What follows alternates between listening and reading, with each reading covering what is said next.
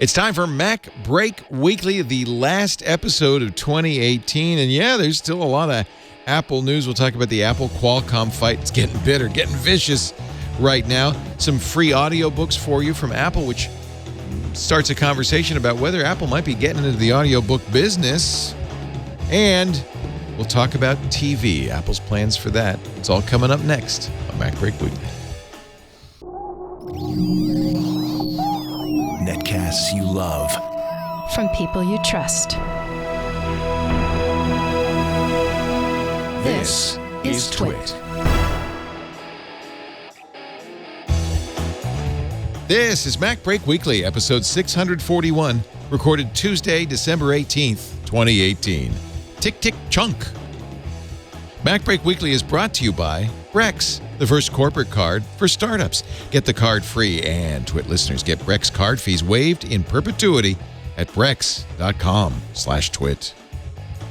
And by Rocket Mortgage from Quicken Loans, introducing Rate Shield Approval. If you're in the market to buy a home, Rate Shield Approval locks up your rate for up to 90 days while you shop. It's a real game changer. Learn more and get started at rocketmortgage.com/MacBreak. And by Privacy.com. Stop using the same card number everywhere. Use Privacy virtual cards, and you'll get a $5 credit off your first purchase. Learn more and sign up in under a minute with your debit or checking account at privacy.com/MacBreak. It's time for MacBreak Weekly, the show where we cover the latest news from Apple. The full team has assembled our last MacBreak Weekly of 2018. Alex Lindsay is here. Hello, hello. Great to have you from the Pixel Corps. Good to be here. I am not going to break out the bottle of Louis XIII today, but it is here. Oh my gosh. It is here. Alex is. I tricked Alex into coming in for our Christmas Eve twit. I ordered Sunday. my ascot. Bring your ascot. I have a smoking jacket you can borrow. All right, excellent. And we will be imbibing the world's most expensive cognac. Excellent. During the show. Also with us, Rene Ritchie from Montreal, where Christmas is already over. Yeah. Sorry, we had Canadian Christmas last month, Leo. Yeah. Great to see you. Is that because Santa starts up there? Like he's closer. Alex, just distract Leo for a second. I'm trainer battling him while he's doing the show. Oh, stop it. Are you really? Are you? Stop it. Stop it. He is my Pokemon Go sensei. And of course, at imore.com, he's everybody's Pokemon Go sensei, along with everything else that he writes about, including... Have you ever done a Vector podcast on Pokemon Go? I did a Vector video on it just 2 weeks ago because we got the embargo on the trainer battle. So I did a whole how to do trainer battles video. See, it's getting to before it came out. Yeah. It's getting to be like that. It's getting to be big. Also with us... it'll be bigger, yeah. It's getting bigger. Andy Ihnatko, Chicago... Formerly of the Star sometimes. Now of WGBH, Boston Public Radio. Thank you. I gotta get that. Hello, Andrew. Good to see you. Did you see this, though? Apparently, and I don't know how they would do this, Russia used Pokemon Go in 2016 for their election propaganda. How would they do that, Rene? I don't even know. Because okay, I understand Instagram, Facebook, and Twitter. Electrocute you with their tail. This is that report that was offered to Congress, committed by the Senate Intelligence Committee. Links between a YouTube account run by a Russian troll farm and a Tumblr post encouraging Pokemon Go players to name their Pokemon after police brutality victims. I don't think it worked. I don't think it worked. This whole social networking thing is an experiment that went wrong. Can we roll back? Can we roll back to Friendster? Something somewhere went terribly, terribly wrong. But we aren't here to talk Pokemon Go, except in the interstices of the actual conversation. Apple has announced it's going to build a campus in Austin. It's a great place. No manufacturer. No manufacturer. A real campus, too. Not just a technical support center, not just a logistics. They already have all that stuff there. An honest-to-gosh engineering and full-on Apple campus. Look at Apple's distribution. This map from this is Apple.com. Apple's projected U.S. employment by 2022, and those big dots are 1,000 or more employees. They keep changing this map. Hawaii had 3 before. Now it's gone to 0. It's so confusing. Hey, they left. They couldn't take the climate. They went to Alaska. They went to not there either. nobody's there either. Nobody in Maine, North Dakota, South Dakota. There's a lot of lonely, A lot of buildup in lonely Pittsburgh, land I'd like in to point out. between. Now this includes retail, so I don't think that's No, these are headquarters. I don't think these are the. It says U.S. employment. I think that's everybody. There's a Apple lot of team retail members. stores that aren't being shown there.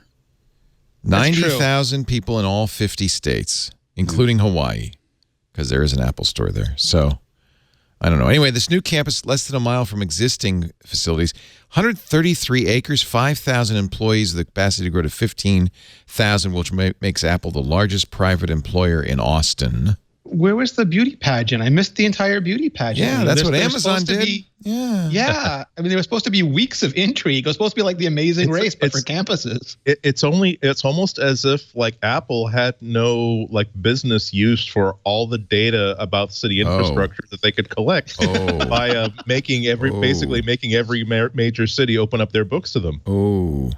But that's just cynical for me, I'm sure. Here's retail. This is retail. So there's a lot of. Oh, there we go. Oh, Hawaii's back. Thank goodness. Hawaii's back, as is Alaska.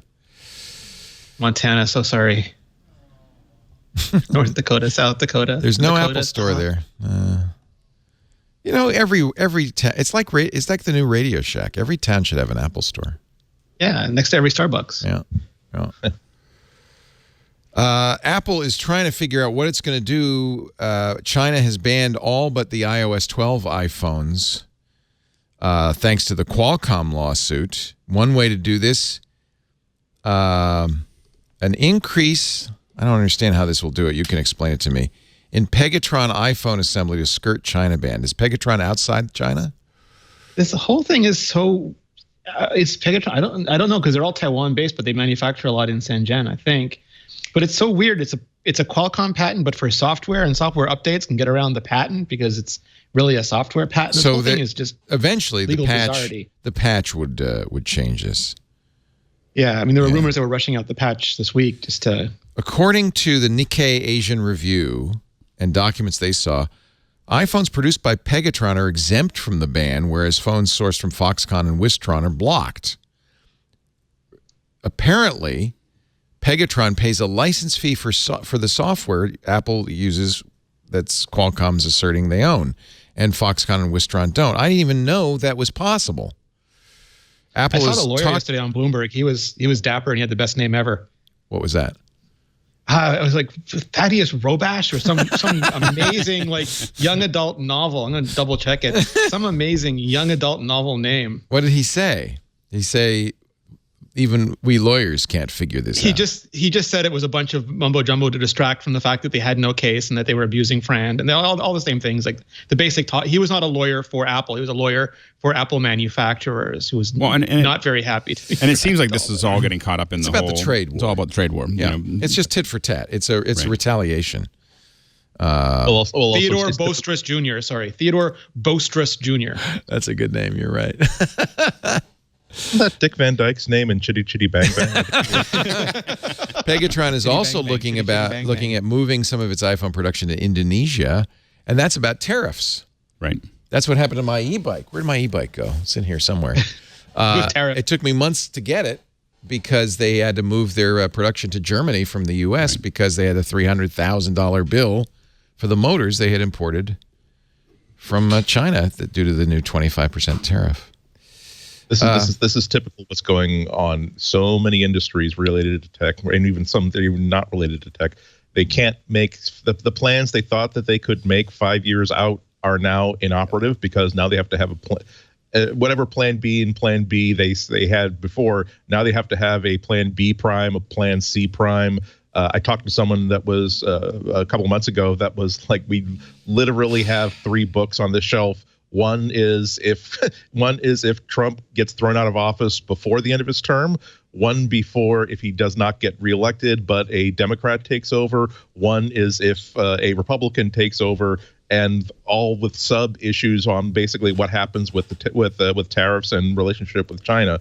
And a lot of it is really long-term stuff, not just, oh boy, oh, thank goodness the tariff war is over. Now we can go back to business as usual. We're seeing them saying, well, let's start relationships with other chains. Let's make sure that we now have alternatives to go to, whereas we thought that this line was absolutely rock solid. Now we have to realize that we're building on sand, and we have to be able to move the caravan whenever we need to.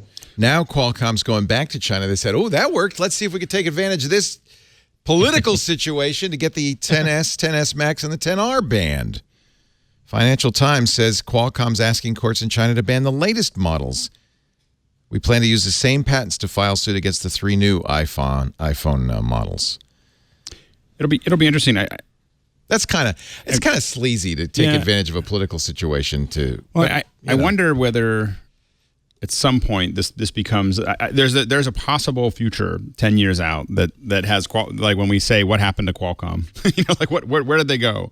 Well, and it was like, well, they picked a fight with one of their largest suppliers or largest clients, and Apple is slowly working them out. A lot of people are working them out, and I think a lot of people are that this push that Qualcomm's doing could end up doing them a lot of damage in the long term. I was trying to figure out it's not why. just Apple, it's countries. Yeah, right. I was trying to figure out why my iPhone got 12.1.2, but my iPad did not. It's still at 12.1.1. There's 2 reasons. One, because the eSIM had a bug that they enabled in 12.1.1. But the other reason there's an update on the iPhone is these patents. Yep. This is an attempt to address the 3 patents in the Qualcomm case so that they don't lose the right to sell this year's iPhones in China or elsewhere. It's a benefit to being able to update every modern iPhone with the push of a button. Qualcomm says despite the 12.1.2 update, Apple continues to violate the injunction that would see iPhone sales banned in China. Qualcomm believes they're in violation of the court order, even though they haven't been given permission to do so. So what a vicious fight is going on. To Alex's point, Qualcomm is a silicon vendor, and that's not even their main business. Their main business is patent licensing, and those 2 businesses aren't harmonious. One, patent licensing damages their other business, and they've had a lock on a lot of the chipsets because if you wanted to sell phones in America, you had to use CDMA because of Verizon and Sprint. And that was not the case internationally, but Qualcomm took an exorbitant tax because of its right to the U.S. market. And like even Samsung, who makes their own much better chips than Qualcomm, had to use decided it was in their best interest to use Qualcomm chips in the U.S. Thus bifurcating their phone lines. But that's increasingly not going to be the case as Huawei and Samsung and Apple and all these companies start going to their own silicon and now to their own modems. And I think it's really short-sighted of Qualcomm to put they made a lot of money off of these patents. Yay, great for them, smart business. I'm glad they got it. But I think to Alex's point, they could have looked to their very short-term future and seen we can either progress this and try to gouge as much money as we can before we crash and burn, or we can do a fair arrangement with all of these companies and all of these territories and make quite a bit of money still going forward for years to come. Well, and when you look at Apple expanding, they're opening up in Austin, but they're also expanding their presence in San Diego. They're doing that, for some specific reasons. It would be very convenient if you had. I don't know, what Apple's doing there, but Qualcomm is in San Diego, and it would be very convenient in California where there is no non-competes. You can start, with their kind of wallet, Apple can start draining their engineering staff. And that's something that I don't know what Apple's going to do with it. I know that's what I would do with it. Yeah, even you guys Qualcomm's are engineering vicious. staff isn't. If someone took me to court, if someone played dirty pool with me in China, but wait a minute, I would open up and I would try to hire every one of their engineers. I don't pretend to understand this case. I don't know that it's dirty pool. Admittedly, it's a political situation going. Profits. Yeah. Well, like they want profits. They believe that their component in the phone is so important that they deserve royalties based on the entire phone, not just on their component. Which but Apple's saying we're not going to give you 1 red cent either, right?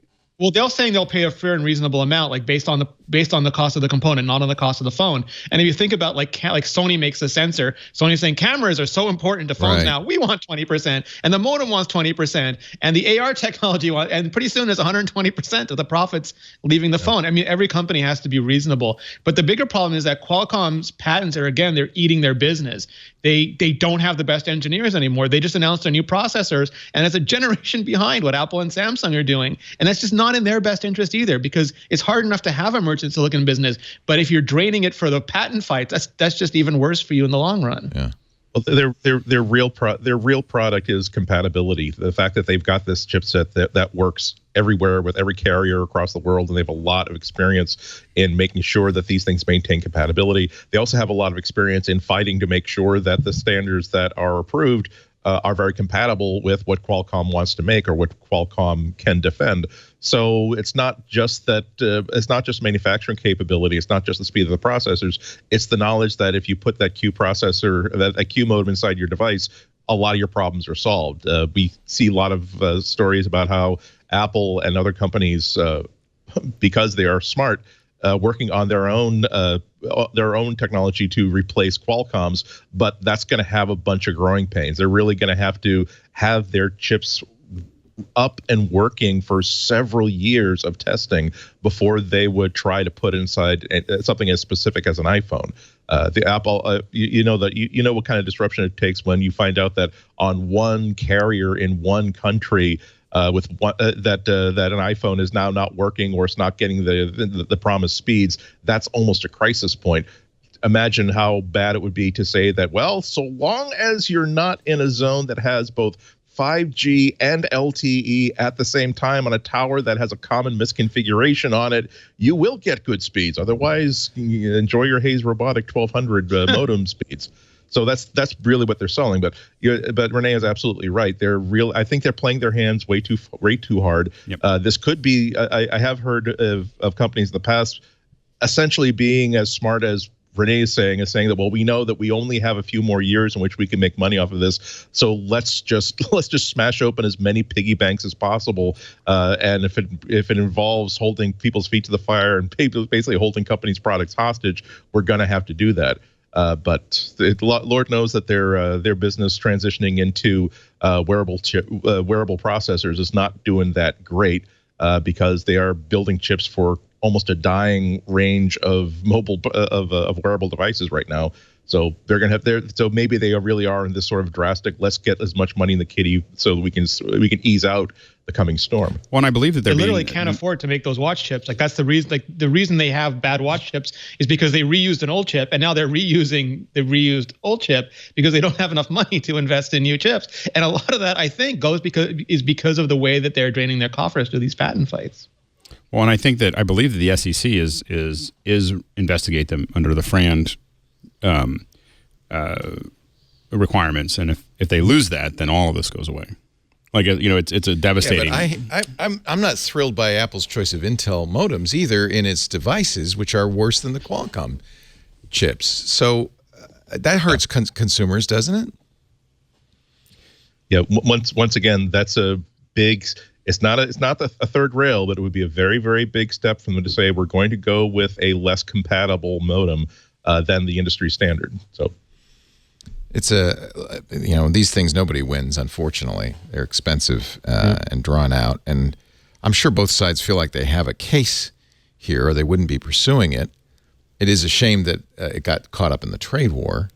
Right. But yes. more importantly, both sides feel as though they have a very deep financial interest to keep this fight going rather than to find a point in which to settle. Yeah. This isn't like Microsoft Apple from years ago where each had something that the other wanted or needed. And so they could come back and say, Apple, you can help us all out a lot with this antitrust thing we're going through with the government. Apple said you could really help us maintain credibility if you were to pledge support for the Mac for the next few years. Qualcomm Apple does not have anything like that going on. It really is. Qualcomm thinking that Apple is the key to the continued success of the company. They needed those taps of money to keep on going. Apple is saying you are holding us up. You are charging us money that we don't think we need to pay. This is not going to end except in fire. Although Qualcomm chips are used in every other phone except Apple's phones. Right. In the U.S., but they're not used internationally. Like Kirin is used in Huawei, and Exynos is used in Samsung. in jurisdictions where you need CDMA, right? Is that the reason? Yes. Yeah. Yeah. Because Qualcomm has a CDMA stranglehold on CDMA. Yeah, and because Verizon and Sprint. No, but also Verizon and Sprint didn't switch to HSPA like every other performers. Like in Canada, Bell and Telus switched to HSPA because they wanted to get on the LTE train. To the ignorant observer, and I'll count myself as that, it looks a lot like what Apple did to Adobe. Okay, fine. We'll just make our own. Right. Right? And Apple's kind of notorious for that. Okay, fine. Right. Well, they can afford to be. They have the money. But the other side of that coin is that Qualcomm, usually in these types of arrangements, you say, fine, we'll allow your technology to be the basis for something so important as interoperable network communications for the upcoming wireless standard. But at the same time, you have to agree to then license those patents freely, reasonably, and non-discriminatory. And that's the part that's under litigation. A good template for that is what Apple does with ARM, because Apple's chips are based on ARM chips, just as Qualcomm's chips are. And that apparently is a happy relationship for both parties. And ARM doesn't say you have to give us 20% of the entire phone because we're so important. We make the entire phone work. Right. Well, and I think that a lot of this fight is also building up towards the modems that we're using in the future will be 5G.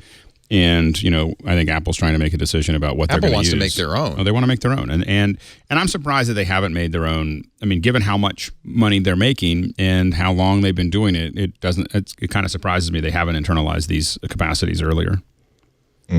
But that's interesting. But I mean, on a device that's as small as an iPhone, would Apple be willing to have their own 5G chipset, but then use someone else's chipset for 4G and LTE? As opposed to here is one package that will deliver everything, including future compatibility with rootware upgrades. And Apple is in a good position because they could build all of this themselves. The problem is that the reason why Android is the de facto operating system for mobile is that all of these other companies don't have the resources to build their own operating system. If someone offers them something off the shelf that can be modified, they're definitely going to take it. But there is going to be a point at which Qualcomm is not going to be able to keep holding these people up to these things, especially if Apple really wanted to poison the milk. What they could do is essentially have their researchers build their own sort of solution to this problem and then open source it or offer it as just basically say we feel as though compatibility of phones for everybody helps everybody, and so we're taking these $900 million worth of research we did and the chip fab, the templates. We'll give you samples. We'll send people out to your factories to help you make these things, and all because we want phones to be compatible. Well, and the tricky part of that is that that's what a lot of what was being pushed for VP9, and a lot of the other things that Google was doing, because Google and Facebook and other folks don't want to pay H260. They don't want to pay for the. They want to pay MPEG-LA for the rights. MPEG-LA for all the rights, and so they want to open source something. Then you end up in legal battles because they're saying that the open source stuff is, of course, based on the. It's all AV1 now, Alex. That's going to save us. So Qualcomm, interestingly, has 15% of the 5G patents out there. It's not over when CDMA goes away. And they're drafting 6G already. And one of the big issues is going to be that, as you know, Qualcomm is Broadcom's trying to buy Qualcomm. They're a Singapore company, and the big concern in the United States is that China will have the bulk of 5G patents. Remember, we're trying to, the administration is trying to keep people from using Huawei gear, ZTE gear. Nokia has 11%, Ericsson 8%, Qualcomm 15%. And so there's some fear that if a Singapore company acquires Qualcomm, that there's more patents that are going out of the U.S. I was always surprised Apple didn't buy Infineon and let Intel buy them, because Infineon was the original modem maker. And if Apple did want to be in that business, that would have given them several years of a head start. All right, this is cynical, but maybe Apple made the decision it's cheaper to fight this in court than to buy Infineon. Maybe. It seems like that's in their wheelhouse, though. Maybe that was the thought when it started. Right. It has getting really expensive now. Hasn't stayed cheaper. Yeah. Maybe they thought that would be. That's just the problem with court. It's always a crapshoot. You don't know what the results are going to be. And so for a nail goes your kingdom. And the thing is, lawyers. This is all coming from my personal experience now. Lawyers always overestimate your chances, but but what they don't tell you is underestimate your no matter what we estimate, it's really somewhat random, and you can go into court, and then there could be a trade war, and then China can rule against you, and then you're screwed. Right. So it's really unpredictable, and this is why it instead of making that calculus, let's not buy Infineon, let's just sue. In my opinion, I would tell my kids this. Whatever you could do to stay out of the legal system, whether it's robbing liquor stores or suing Qualcomm, do. I come from a family of lawyers, and that's the They'll say the max. same Oh thing, yeah, right? do not do everything you can to avoid that until you have to. Because it'll chew dig you into it. up. Oh yeah. Sometimes you have to. Sometimes there's no recourse, and I understand that as well. But you can never make a logical or rational decision about what's going to happen because you just don't know. And then there's juries. I'm telling you, my new philosophy: get people out of the equation. It's all I've got a plan. I got You want to play a game? It's in short, let go and let Google. Just let go and let Google. Okay. I know you don't like. I know people are not going to like this plan, but it's a good plan. Google, do you know that Is it an Google has a imaginary wonderful plan to fight for your inflation? life? Well, it doesn't have to be Google, but it has to be somebody with Not advanced Facebook, God. machine learning technology. I feel like Google's pretty much at the lead in the forefront of that. But whoever's best at it. IBM, they're innocuous. They can't do any harm anymore. Yeah, except they're finding out that Watson really isn't that smart. I know. They can't win. It's doing the best he can. Now they are the machinery that the consultants who control the decision-making process of the world, they are basically the gears of that thought process. So Well, I think a lot of times we focus. I'll talk more about this tomorrow on Twig. I think that's where I'm gonna debut my new political platform. Unleash it. Unleash it. But we often, because of science fiction, think when we're talking artificial intelligence, we're thinking RoboCop. We're thinking, human thinking machines. That's not what we're talking about, really. Machine learning is the humans set the criteria and the standards and the training sets, and so what we have to do is do that right, and then let the machines take it. Well, and if you look at something like gerrymandering, is a good example of something where you go. Shouldn't a machine do that? A machine should definitely do that. We set the rules. We say, here's what we want. We want equitable distribution of votes or whatever. Mostly that we just want to start at the bottom corner. We want to go this way. We don't want to divide it split equally. Cities up. And a machine would do a better job. Machines do a better job driving cars. Machines. Now, it's early days, so Watson didn't do so well in medicine. But that doesn't mean it won't in time. Right. Humans will determine what are the outcomes we want and then let the machine do it. Our mistake is humans determine what are the outcomes we want and then we try to do it and we screw it up every freaking time. Well, the machine's going to think we're a bunch of idiots and then cleanse the earth. No, that's the AI thing. That's the old RoboCop thing. They're not smart. That's not the issue. It's machine learning, human rules, but they're going to do it rationally. They're going to drive a car rationally. They're going to gerrymander rationally. They're going to make rational And then my decisions. iPhone will have a question mark as a text entry for a month. Well, even not to turn this into another 45-minute rat hole on something that's painfully interesting, but not Apple related. But yeah, I mean, so it's always going to be about what instructions do the humans give the machines. That's right. And so when it comes to gerrymandering, it's if you want to make sure that every community within a group has a political voice, do you arrange the district so that I vote alongside the 5,000 people who live closest to me? Or is it because we have determined that here is Andy Ihnatko's political thought. We are going to give him sort of a virtual congressional district that represents people who think like him, so that their congressperson, they will elect a congressperson who reflects their ideals or their beliefs. It's the only problem is when you gerrymander based on a result that you want to create, or basically when you want to disenfranchise people. But when you're trying to do it honestly, there is no one great solution, and it's always going to be pretty flawful. Right, but that's where the debate should happen, rather than letting. Well, and I believe California is largely computer driven for look. As an example. The truth is, we're going there. It doesn't matter what you and I say; it's going to happen. But it's just Hell in a handbasket. I agree.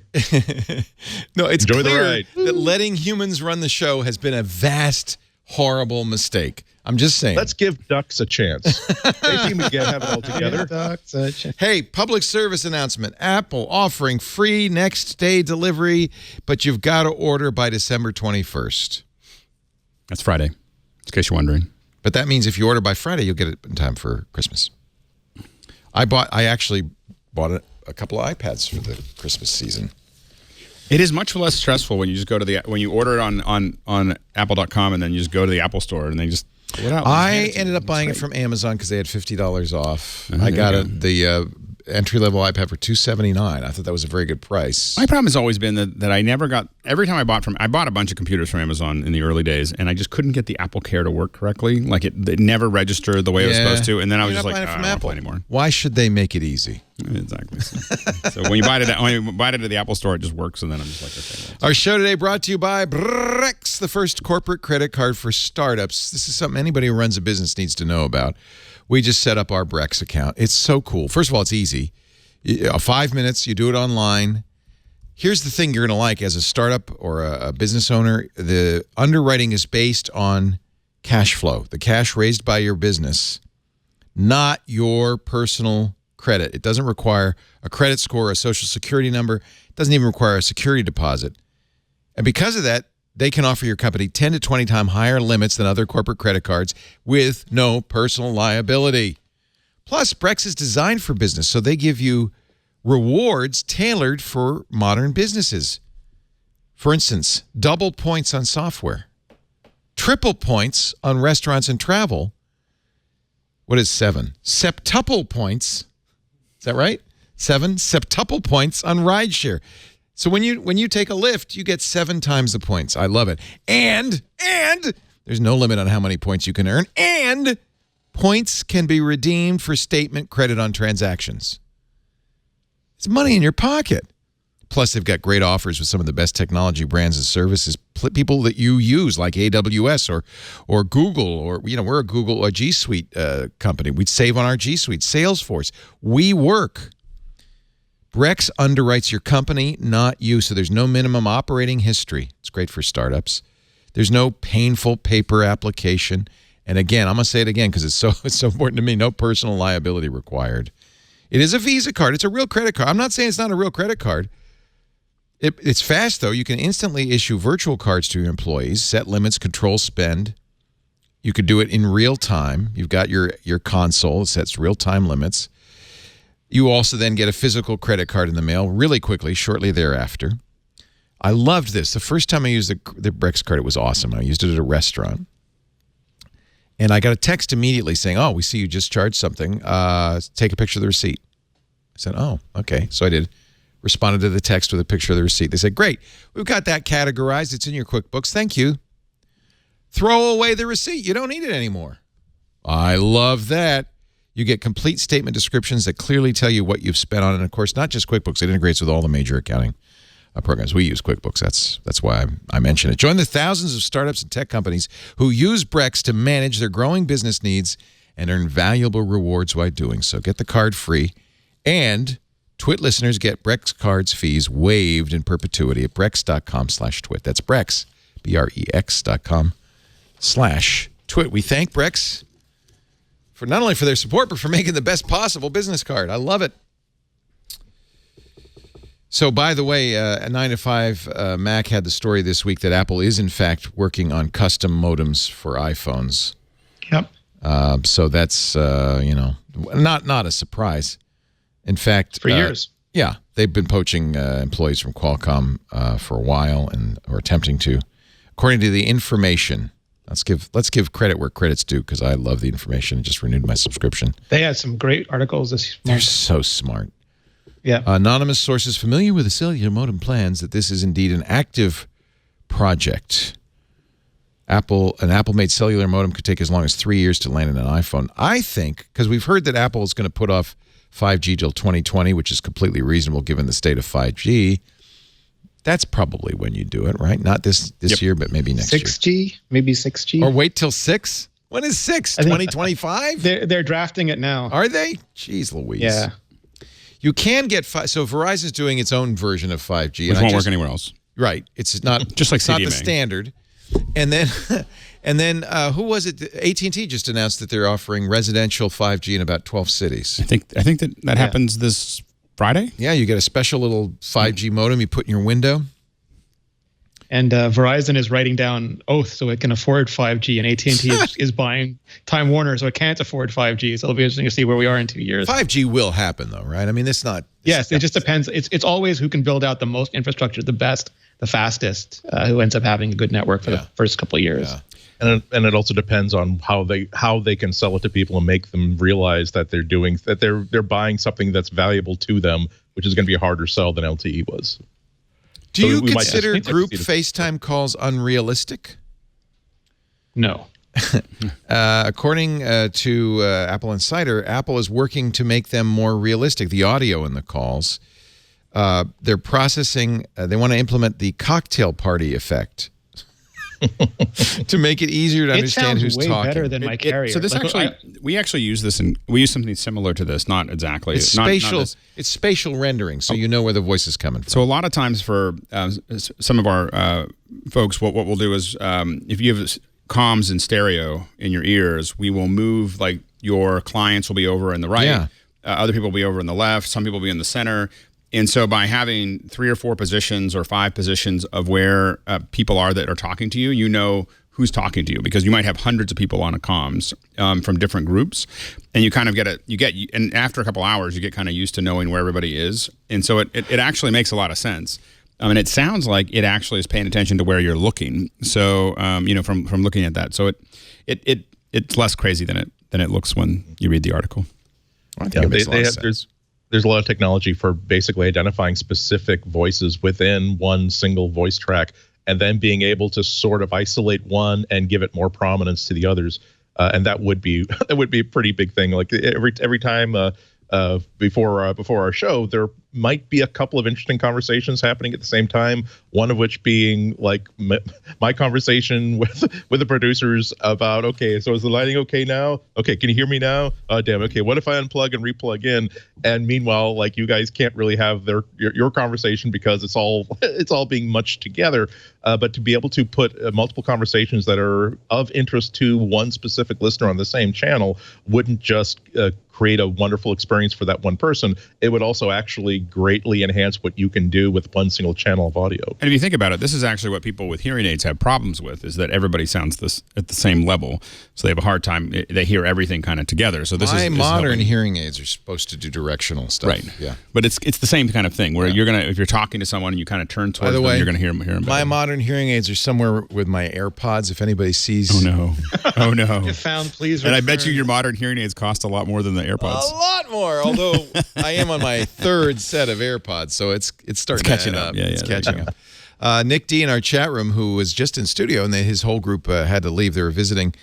Says we are now using FaceTime more than Skype for Business. It beats Skype for Business in every way. That's an interesting, unexpected side effect of that. I think that I find that FaceTime is more stable than many of the other platforms, but it's also a notch lower in quality oftentimes, and so but it works better. Maybe we should start using it. We bought a Mac Mini just for that purpose. It won't. It's not. When you have good bandwidth, it's going to look better on Skype than it does on FaceTime. Oh, interesting. Look and sound better. Oh, interesting. At least that's been our experience. We just bought the big Skype TX box, so I'm not sure I want to switch to FaceTime. Right. But I have Skype. a lot of the I want to abandon Skype. God knows. Yes. But it's the best. It's still the best. There's incarnation. nothing out there that comes close. Yeah, the thing that it does better than all the other platforms is it will suck up as much bandwidth as you give it. But the problem So all of our hosts like Rene and Andy have lots of bandwidth, and so they almost always look great if there aren't other issues. Right. The hard part is that Skype doesn't handle variations in the bandwidth nearly as well because it's using up so much of it. So if it suddenly drops, you start to break up pretty quickly. That's what we notice. Yeah. And so, this is obviously something we have to. I've had to do hundreds of events with, and with all the different platforms, and so we prefer. We have about 4 or 5 of those Skype boxes because of that, because it is still going to look the best. Unfortunately, the Skype TX boxes are mostly done.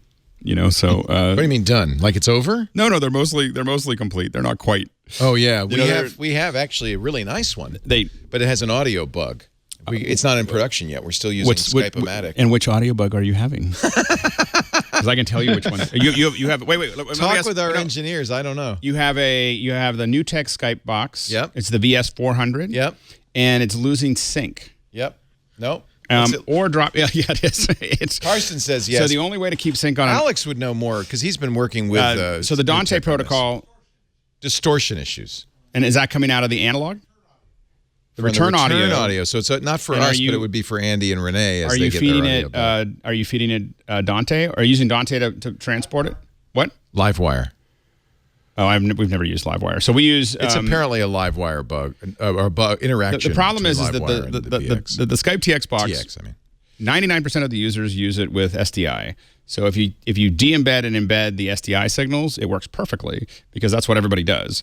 If you use the Dante, the analog, anything else, you're in this like tiny little percentage that they never test, and you know. Well, and we're working with them to make it work. There you go. And it will work. You will make it work. No, we're working with them, and then they're going to fix the bug. Right. It's actually a nice relationship. We have NewTek is very responsive. It's just a matter of having a sample rate. We've used NewTek years since the very earliest days. So they're the best of the Skype TX boxes. We tested all of them. That's the one. So they're the best ones. We have 5 of them. Nice. Okay, getting back to FaceTime. What were we talking about? Those aren't even Macs. I'm just saying, does this point out a problem that Apple's going to have going forward? That people can prefer it to Skype, but the great thing about Skype is that it works on damn near everything. And are you going to force people to? This is the greatest communication platform you can possibly have, provided that everybody in your entire network is using Apple devices. And given how much of a push they're putting into video now, their video streaming service, can they continue to say that this is going to be the greatest video streaming service? Well, we're developing and putting all kinds of money into all kinds of deals for all kinds of amazing content, and unless you have an Apple streaming device that really has absolutely no advantage over any other box that costs a third as much, you won't be able to watch any of it. They have to really start to think about, depending on what their plans are, they're going to have to start thinking about becoming a multi-platform company if they really want to achieve what they seem to want to achieve here. I don't think that the thing is that you can have a really good business with a very small percentage. I don't think that they need it. I think that the dealing with the multi-platform issues, we deal with a lot of the multi-platform issues on a lot of these things, and it's just easier when it's all on the same platform. And I think that Apple is not going to. I'd be blown away if Apple really gets into any more multi-platform than they already are doing, because I don't think that you can have a small percentage. I mean, a very successful car company might have 6 or 8% of the market. It doesn't need. They don't need to have 40% or 50% of the market. They can have 10% or 5% of the market that's very happy. Well, but your customer isn't one person buying one car for themselves. The customer is a group of people that are trying to work together. And so, at what point does an institution? This is great for families, but what happens when aren't institutions more likely to say that we have to reject this out of hand because we can't simply we can't tell somebody who needs to be in on this conversation that you have to go to the Apple store and put the cone of silence over you and one of those demo iPads. Because this is not going to our company solution or our group organization solution doesn't work with Apple. And this is a conversation we've been talking about video streaming before. But how prominent can they be if they're creating culture that can only be appreciated by people who are buying really expensive electronics? Oh, but if you look at I think they're pushing the easy button, and I don't think they should be pushing the easy button. Yeah, I think that I think they're going to continue to push the easy button. I mean, you look at for me, I would not give my kids anything other than an iPhone because I do all the little gifts and the little things, and I do FaceTime and I do all these other things. I'm not going to I'm giving them my older phones, but so that's not just one person. That's a whole family deciding that we're all going to be iPhone because I don't want to deal with trying to show them how to do anything cross-platform. I'm a Facebook portal family. I'm giving everybody Facebook portals for Christmas. The terrible problem with FaceTime is that everyone remembers that Steve Jobs wanted to open source it because it was this wonderful, beautiful peer-to-peer technology. And then they rapidly told him, that's nice, Steve. We didn't build it that way. And oh, by the way, Vertimex is now suing us 19 different ways from Sunday. Is that what happened? And we're having to re-architect it through relay servers. So now this beautiful peer-to-peer dream that would have been so easy to open source, we're going to add 1 billion people going through our servers every day for absolutely no money. Cross-platform and services, 2 things we do so well. No. Oh, so now we know what happened. I didn't realize all of that was. And Apple's not good at it. I mean, any cross-platform. And there's no business model because they have to literally take potentially 1 billion extra customers onto relay servers to work around this patent that they've been litigating for 8 years now. Oh, jeez. Yeah. Again with the patents. Here's a surprise. They get hit by the rocket so much. Here's a surprise. You can now play your Apple Music on your Amazon Echo. How did that happen? There's something going on between those two. That's got to hurt say. HomePod sales, right? It's Well, that, also- so well, that also- division also- has also- sorry, go ahead. I'm sorry. Go ahead, Rene. I'm interrupting, I think. No, I was just going to say that Apple Music has a very different mandate. It's been available on Android since day one, and Apple could have That's very true. easily canceled the Android app when they took over. But they prioritize family plans, and they realize that not everyone in the family has an iPhone, and not everyone in the family has a HomePod, and it provides greater value to the families if you can buy the subscription and then play it on anything you happen to have. But we just responded to that by saying, Alex said, I give everybody an iPhone in my family. That way it all works. But this is a paid service. This is not like FaceTime, so they make iMessage, money all on those it. things You're are right. free. You're right. This is a paid service, and that's a very easy business model to justify. And right now, I mean, I have an Yeah. in the kitchen we have an Echo Show or whatever, and my wife and my kids use it almost constantly, and I have Amazon Music or I have Prime or whatever That's why. That's the other surprise. But I pay for that just for that Echo because of the Echo. Amazon. I have Amazon Unlimited because of our Echoes. It's right? mostly so my daughter, when we make breakfast, my daughter can come up and say, "Play Pearl Jam," and then it just plays Pearl Jam. So who gave in on this one? They Amazon got a or really Apple? good deal for selling Amazon. Well, it's both. They got a deal. Amazon is selling Apple stuff again, and Apple gets to push Apple Music more, which is for sometimes you want to have services that help you lock people to your hardware, and sometimes you want to have services that create their own business. And when you have paid services, those are the easiest to sort of see as their own businesses. It's much more doubtful that people will say they'll pay $10 a month for iMessage or FaceTime, but they won't. But they will pay $10 a month for music and probably for television. You know what music no longer will have? Remember Ping? Apple Music. I posted a couple things on Ping. I did It's too. a social network excited. for photons. Apple Music Connect seems to be going the way of Ping now. Apple has started telling Apple Music artists it's removing the ability for those artists to post content to connect. And previously posted content is being removed from the For You section and artist pages in Apple Music. This is the announcement artists are receiving according to 9 to 5 Mac. We've made a few changes to Apple Music we'd like to tell you. And there's probably about. like 6 independent artists that are like, I can't believe they did this to me. Bono's so pissed.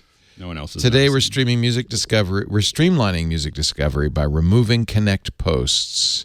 Streamlining it. So does this? Nobody's using it and they don't want to upkeep Nobody's using it. They don't care about it. Yeah. It's like Google Plus. I used it. Here's where I use it. And I think it's still doing that. It's part of my recommendations engine, right? Those artists. But it was never going to work unless Apple literally paid a marketing person to be with every musician for several hours a day using it on their behalf. It was never going to attain any serious traction with artists. They'd rather use Twitter.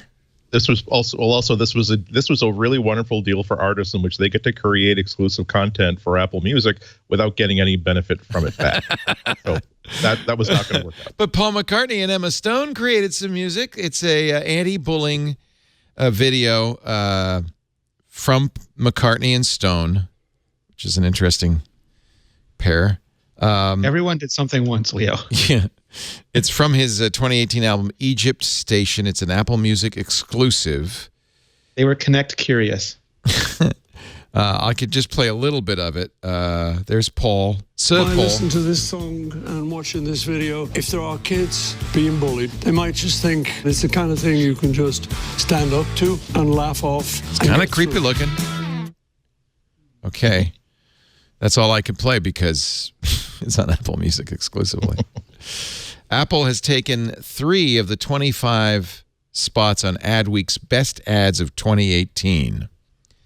I think they should have all 25 of them. They should have 30 of them. Yeah. I think one of them, of course, is their holiday ad, which I love, which we showed. The physical models that they built were just, I wanted as my train set, Leo. Yeah. So that is 9th place. It's called the Share Your Gifts Holiday Animation Commercial. Although can I say that as anybody who's been like a creator for a long time can attest, the idea that here's all the artwork that I've done that I decided not to show people. Here are all the short stories that I've written and poems I've decided not to show people. Guess what? It suddenly all gets blown out the window, and now it's available to just strangers in the street who are going to look at it and comment on it. That's like a Facebook horror story. Yeah. Oh my God! All my private posts under my alias have now been tagged public. Yeah. Yeah, poor But good- Sophia. But good puppets, good animation. It's Number 19 on the list, this ad, the one where the girl's walking through her high school locker alley and unlocks her phone with her Face ID and then unlocks her locker with Face ID. I was never sure about this from a security perspective. Unlocks all the lockers. The wrong message. those aren't her lockers. Now, Apple is this is like another anti-Google, anti-Facebook sort of position to take. She unlocks everything with Thank God that janitor's shirt didn't fly open when she looked at him. all the Maybe school it did. desks. It's a good ad, but you're right. I'm not sure the messaging is exactly what Apple. Like someone did like the prom stole or a take blood NASA over her or engineer's- something. That's No, she That's stole a a NASA engineer's package, and the glitter bomb went off. It's very expensive for the school. That's all I gotta say. She's letting all the frogs out of their cages in biology class, letting the fish out of their. Oh my God, this is see now she's fleeing the school. She's trying to get. all because of Face ID. Unlock with a look. Even Take the that, truant. hipster. Is he locked to the? I never understood that. Oh, I guess he's just wearing no. a lock around his neck. He's, Or he's was he doing- locked to doing- the flagpole? He was locked. Locksmith industry. He's doing a very like 1978 sort of style. This is the highest rated, though. I kind of surprised me. Number 2 on the list of the top 25 ads Like for phones. 2018. Spike Jonze HomePod ad. Welcome home. Let me put the audio on here. If you look at the making of this, I mean, I most don't of think when I you look saw at it- this. Oh my goodness. When did this come out? Must have been earlier this year. Yeah, it was. More around the HomePod time. So she's on what? On the subway, This is He's the miserable long with us version. I humans, think Leo. It's exactly to your surrounded point by from earlier in the humans. show. Horrible. Yeah, it's the worst. Horrible. Find some AI. AI Someone will find help. some AI. AI will help. Come on. Let your HomePod make your bed. So much emptier. And look at how many So times much they better. edit or don't edit. Is it a long tracking shot? There's a lot of tracking shots here. I'm not sure if it's all tracking, but it's No, there's been edits. There's a cut. They're edited. But when it gets going, She feels better now because in her tiny little apartment. This is She what has I. AI. This is what happens to every young person who moves to New York City. It's so sad. except the apartment's half the size. yeah, this is This giant. is a huge. This is, Yeah. tumbler full of vodka. She's falling asleep.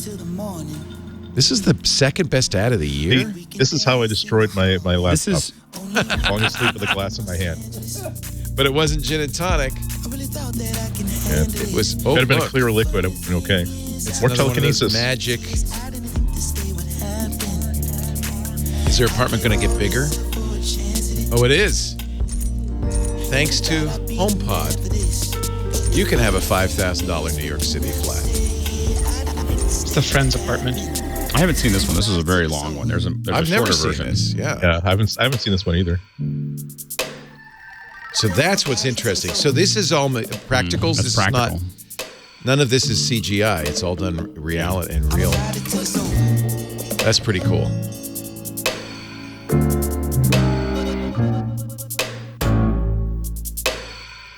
I thought I saw this in a We need to Wayfair have ad. we need to have like a number in the lower This is corner where it to gets see how kinda- how the value of this property is expanding as they add Yeah. more square. Oh, wow, This is this still all looks- physical. Well, I know New York City co-op owners often will break into the apartment next door to expand their flats. There you go. This is a new way of doing it. It's kind of an ugly flat now, though. I gotta say, it's a little hallucinogenic. So if you had hallucinogens, it'd be a great flat. Who is Again. Spike Jonze? He's not Spike Lee. No. He's He's done a lot of great legendary. videos. He's a music video director. He's Music actually a video, director feature of films, music. and Go ahead, Yep. Andy. Sorry, he did a great Christopher Walken video for Fatboy Slim. He is like one of the go-to guys you go to for like a really cool video. Yeah. If you want to think outside the box, Spike Jonze. Is she going into the mirror? Oh, she's created a second person. She's got a doppelganger. Yes, she is going to the mirror with her doppelganger. The apartment suddenly has entered the Tesseract. I think this is what happens when you take hallucinogens in the New York City subway.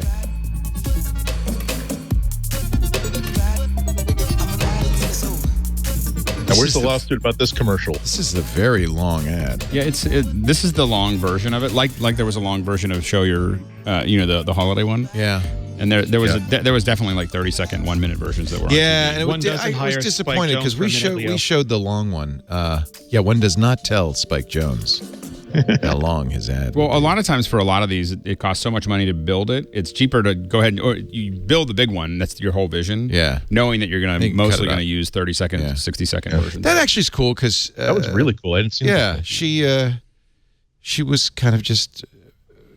That's what music does to you in a way, doesn't it? I'm surprised though. How did something that was that good and clearly cost that much money? And I'm a big nerd who's interested in Apple and how did I not know that this exists? Yeah, and I know this could say something bad about me, but that's interesting. It's because none of us are watching ads anymore. YouTube notifications. Well, but I still would have had. See, this is why ads have changed. Like that's so good that I thought that I would have come across it where someone's talking about it on Reddit or someone who's talking about it on an Apple board or an Apple news site. I'm they did sad that it came out, but it was so long ago. It was like back in February or something. Yeah, but I would have remembered it had I seen it. Maybe I don't know. Maybe whoever posted it only said, "Oh, new Apple ad." I mean, this is why the YouTube app is such an important thing. I see so many really cool ads, even though I pay for the no ad version, only because like I'm subscribed to like the Google channel, to Google's official channel, Apple's official channel, and so I will see something really, really awesome that they just made as a film, and knowing that I would then hopefully think highly of the HomePod. Then they put Google ads in front of the ads that they made that they put on YouTube, and then it's just too much. It's just too much. But did you see the glitter bomb, Leo? Have we talked about the glitter bomb? Yeah, everybody see. I when I saw it this morning, I thought, oh, I got to play this, and I realized everyone in the world has now seen Mark Rober's. But I thought it was okay. How did they fall for that? Amazon does not ship HomePods. Everybody knows this. Are these thieves just not thinking this thing through? They're not smart. These thieves. They're not smart. I thought the kit was okay. I mean. He must have spent ungodly. So Mark is a former NASA engineer who decided he wanted to thwart the people who steal packages off of his porch.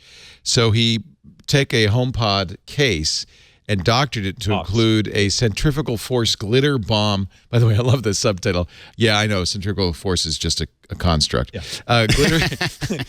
A glitter bomb that when they open it up, it's got 4, not 1, not 2, not 3, but 4 smartphones in it with LTE connections, so it can video the person opening it up. And then it sprays glitter, and then he puts fart spray in it, which I've never heard of, but apparently is disgusting. They thought that it was. Well, but he needed a reason for them to throw the package out the window so he could get it back because it has 4 phones in it. He spent 6 months building this. Not only that, but it wasn't just like you put a GoPro in there. That's like a custom controller board that he had. It must have cost, I don't know, roughly $2,000 to make this. Look at that beautiful dispersal. Yeah. It's clever. You know what? He got like a mushroom cloud of glitter. At last count, he had 8 million views on YouTube. So he did well. He did well. He did. I don't know what's 8 million views worth. $2,000? I don't think so. I mean, he did well. 8 million views. Got attention. I don't have any videos. Everybody's linking 8 million it. Views. No, but it's a cool thing. The thing that was most surprising to me about it is that like here are people who have just like stolen a $400 thing.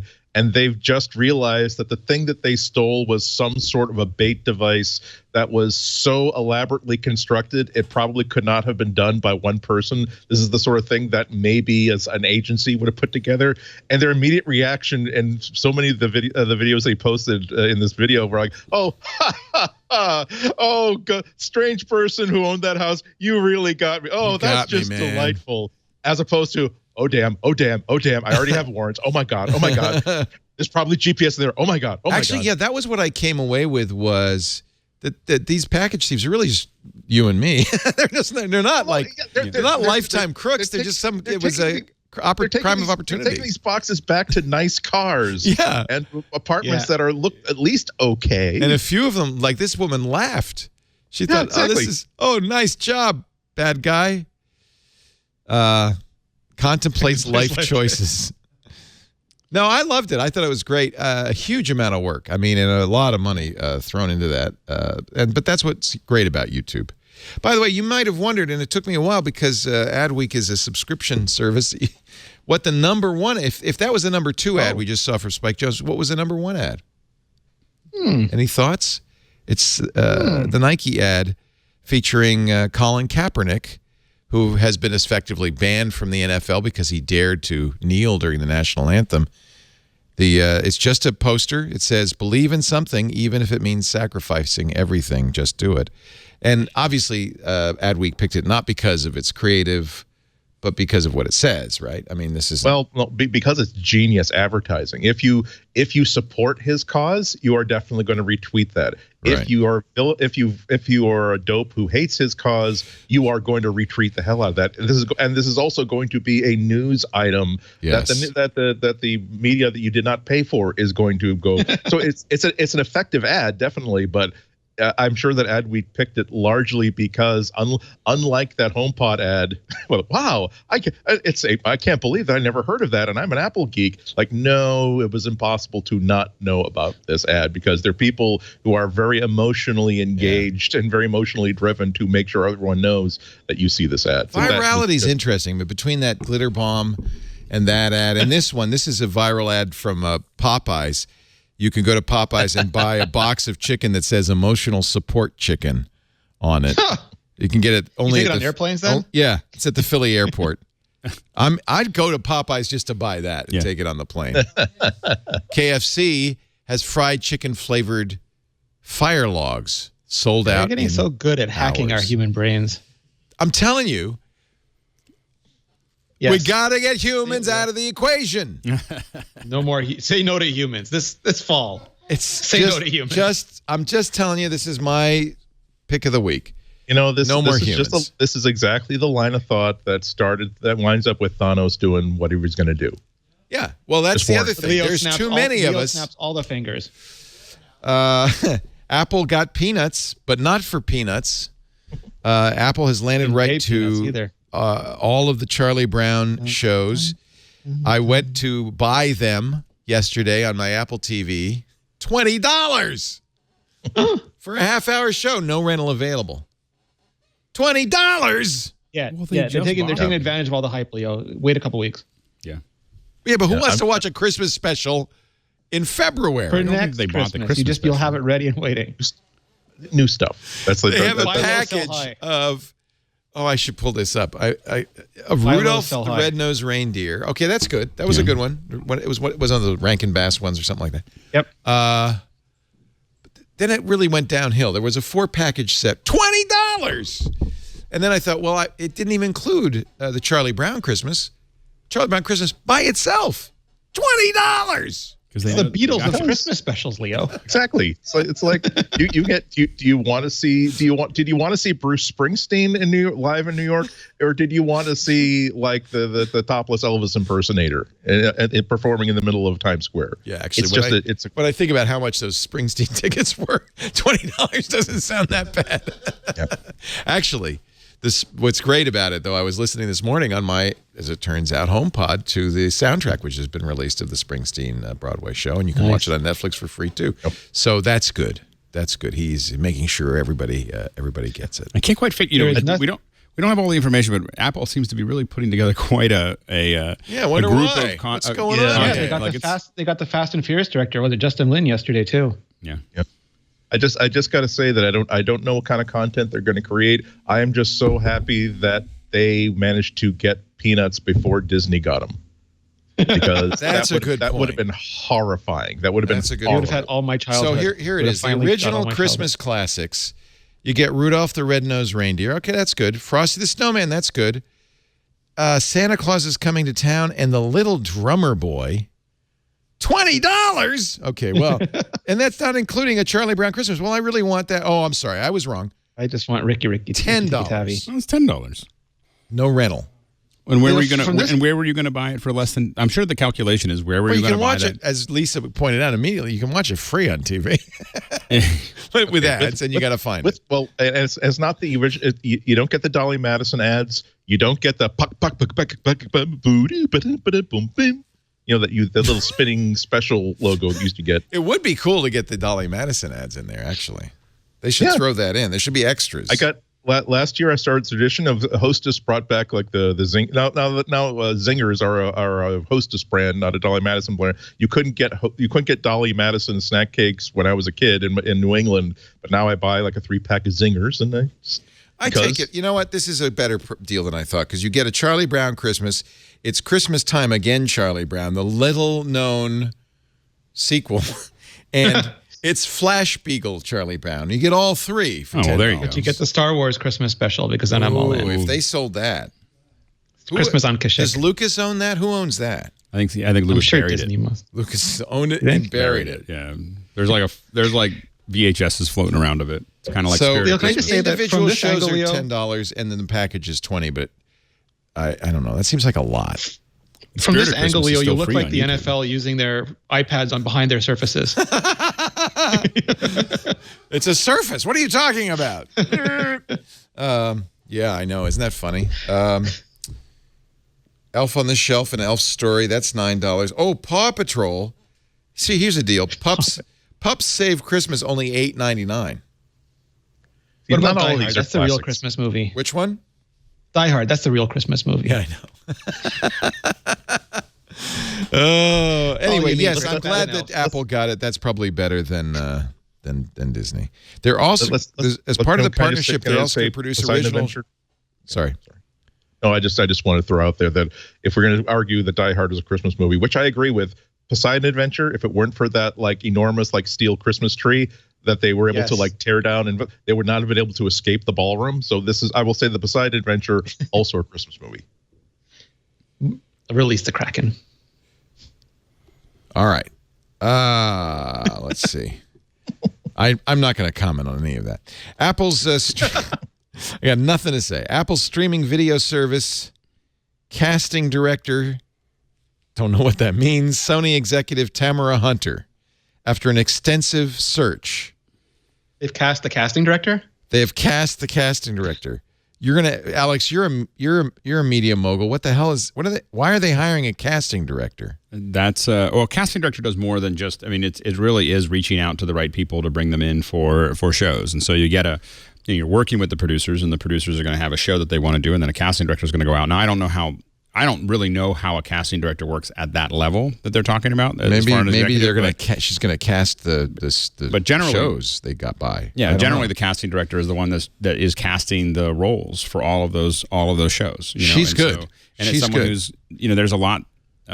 She's actually head of the Sony Pictures feature casting division. Right. So she's an executive. Right. She probably doesn't do actual casting. I don't know. Remember that it's not just obviously you get. She did all the Marvel stuff. She did Deadpool, X-Men Apocalypse. Right. You'll have a handful of people that it is a machine. You have a handful of people who are that you want in the movie. So we want Robert Downey Jr. But remember, there are hundreds of people that are cast into these things, and so there's a huge division that's figuring out who every person, and generally every speaking role, and occasionally some of the non-speaking roles. It's an incredible amount of work to get the right people for every single job, and to find the next breakthroughs. To find the next people that are going to be, the next Hemsworth. I wonder. Chris Hemsworth. Chris. Right. Which Hemsworth are you going to cast? Which Baldwin brother? But it's the casting. Evans, the great Chris casting Hemsworth. directors are the ones that find those people before they. It's their first couple movies. So why isn't Apple? I think missed a little bit. They could have sold a lot of Apple TVs had they announced this last month or at the end of this.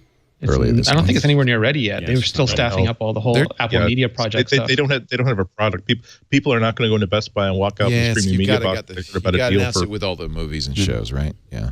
I mean, it would happen if Disney announced that all future Star Wars content will be will have an exclusivity window with Apple TV, or if there was some next season of something that people absolutely have to have. Yeah, and I'm not speculating here. I'm legitimately wondering: is this a great solution?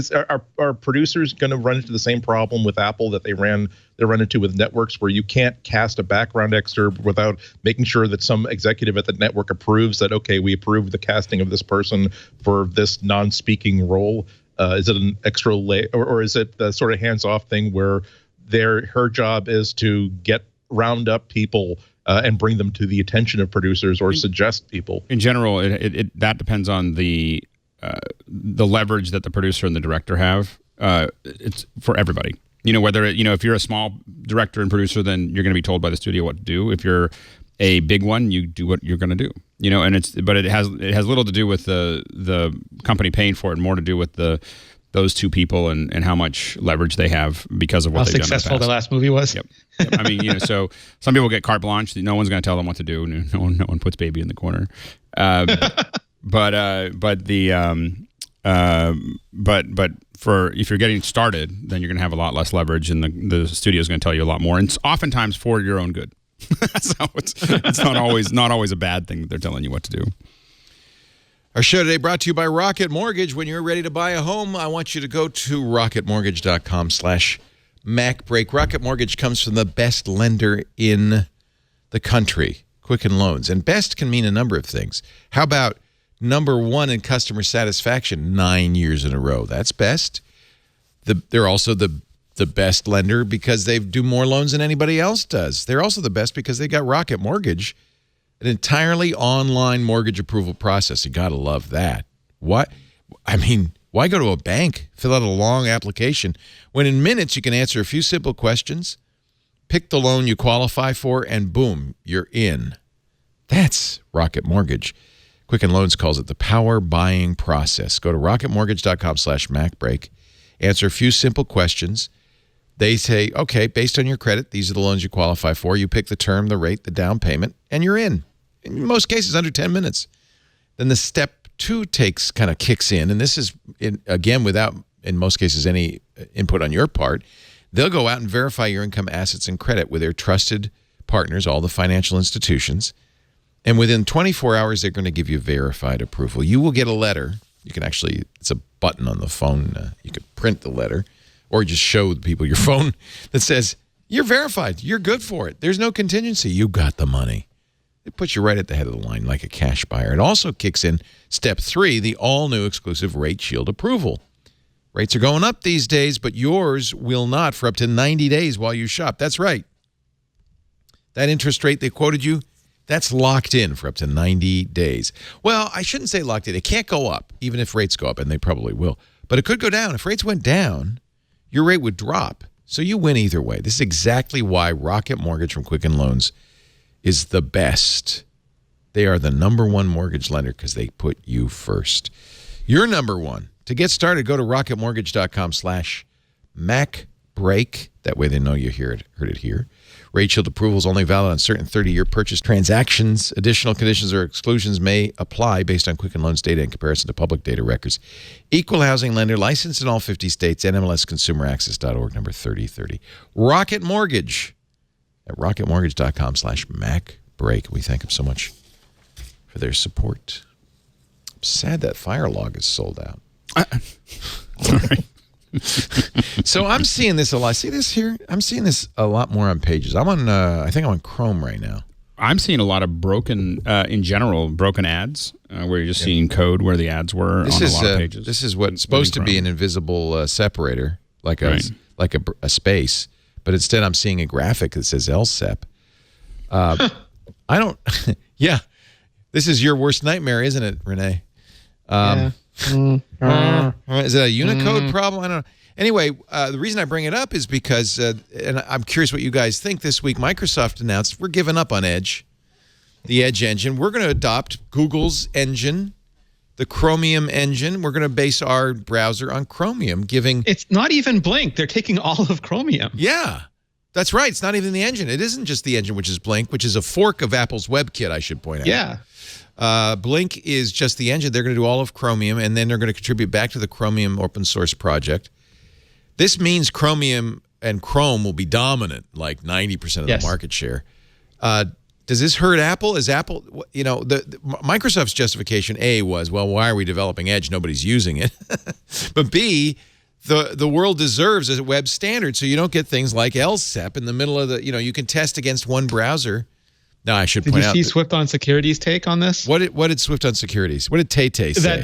That this was because Microsoft is having to bet increasingly on Electron apps, and the performance is so horrible that they feel like if they can instantiate a universal Chromium instance, they can reduce the amount of overhead that each separate Electron app is just sucking up all day, every day. They got Electron when they bought GitHub. Which makes me want to cry. And it just makes me want to cry. Electron is a pig partly because it includes a copy of Chromium in every single app. Yes. I'm near wanting to just drop all Electron apps just because they're just so. Swift.security calls Electron a cancer. Yeah. But it's favored. Like I've talked to a lot of developers who make Electron apps, and a lot of them, because a lot of the TV apps too, like YouTube and Amazon's Prime app, they're often OpenGL or some sort of cross-platform mobile app, and the users are never happy because the apps never behave the way they expect them to, and are always terrible on resources. And the developers hate them because they end up being fast and cheap instead of being good, because the program managers choose fast and cheap over being good. So you end up having this technology that only really appeals to program managers, and yet is increasingly being pushed across stacks because it's just so easy to do. And I think it makes everybody who loves and enjoys native apps and consistent user experiences very, very sad. Well, but on the other hand, if you can create a good-looking native app in JavaScript with progressive web apps, he links. By the way, Swift on Security is currently Corn Facts on Twitter at Swift on Security. He links back to a post earlier this year from Sean Larkin that all of Office 365, almost finished, is completely rewritten in JavaScript and Skype and Teams and Microsoft's code, Studio Code, and all of MS Edge Dev Debug Protocol. JavaScript. A language nobody would have picked if they knew this was its future. Well, they had no, but on the other hand, it is cross-platform, and it could conceivably give, if you had the right service workers and engines like Electron, it could conceivably give you desktop performance. But they're cross-platform. It's, you know what? This is Microsoft acknowledging, and I think this is true. And here's the question for you, Mac panel. Microsoft's saying operating systems are dead. It's all in the cloud. Nobody cares what operating system they're using. If anything, the browser's the operating system. Who cares about operating systems? I think it's good for Apple. Is that good for Apple? Yeah, because Why? they're going to keep on building native apps. They're going to keep on having a control over the OS. You're saying. And so there's it's a minority, but it's still a great minority that's never going to go over there because it just keeps on that world over there keeps on getting worse. And so that's and so they're it's solidifying Apple's position in where they're at, and so it's not going to. Apple will still stay a small percentage, but it's better for them because there's more people that will go over to the other side and immediately want to come back because they're everybody's lowest common denominator in everything other than Apple. I don't know if I agree with that. Chiefly because people, where we are, I'm talking about the average user, not geeky users. The average user just going, this isn't worth it. No, I'm speaking about the average user that only cares that they open a window and they get Microsoft Word. And the finer points of it, the fact that there's an underlying architecture that's superior, they're not going to care about that. The fact that a drop-down renders a little bit more fluidly, they're not going to notice or care. They are going to use an app that works for them, that is very, very functional, and they don't really care about the noise that the door makes on a car when you shut it. Does it shut? Yes. Does it latch? Yes. Does it lock? Yes. Is it reliable? Yes. I don't care that it makes a thunk instead of a thunk noise. The fact that you can build it's not necessarily that a browser is an operating system, but a browser is a targeted development platform now. That a lot of people don't, especially on mobile devices, don't care so much about the apps they use, so long as they can access it throughout whatever browser they have. They're not going to really appreciate the fine points of the user interface that you can get when you create a native app that's targeted exactly for one platform. And also, it's one platform for debugging. It means that the $200 device is going to work I can get the same app for the $200 device as I can for the $2,000 device, which is not appropriate for all apps and all tasks, but it is appropriate for most of the things that most of the people are going to use.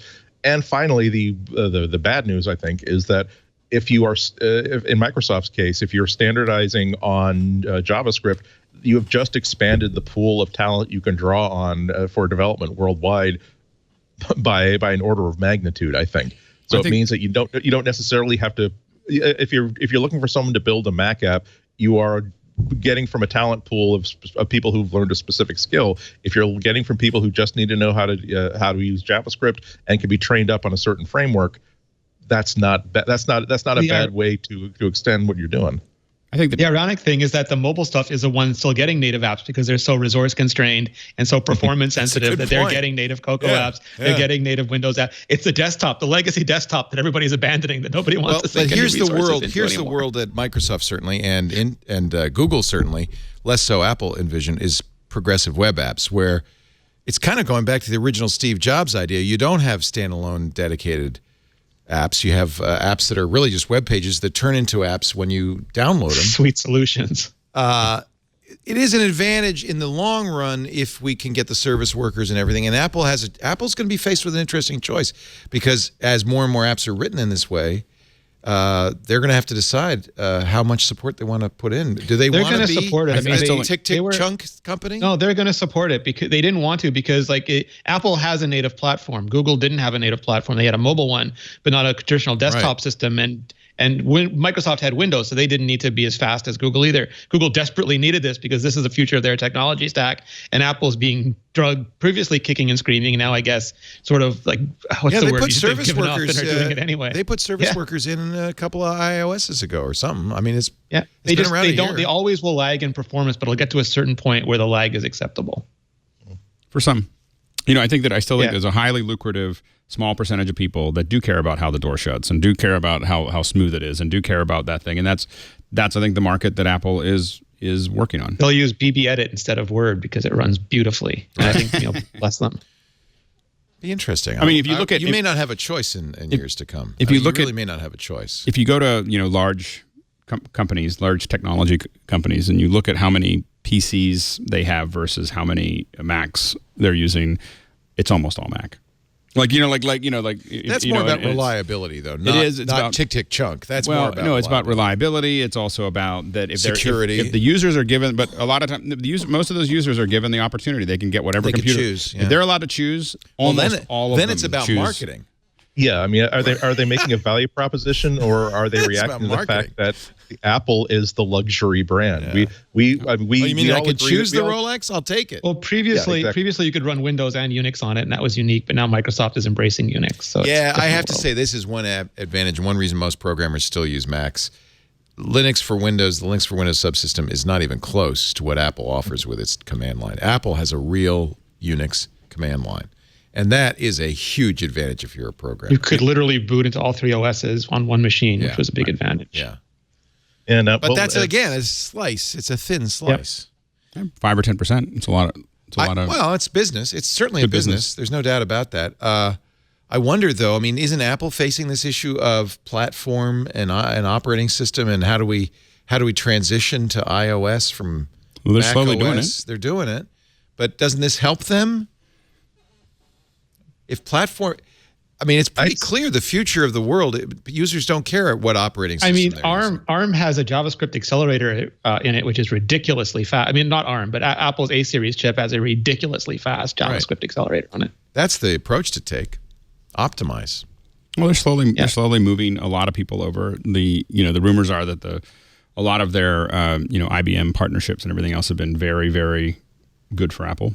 As far as you look at sales staffs that are getting iPads. I'm with you. I like Tic-Tic-CHUNK, but there may not be a world for people like that. Oh, there's. How do you spell Tic-Tic-CHUNK? Carson's the show notes.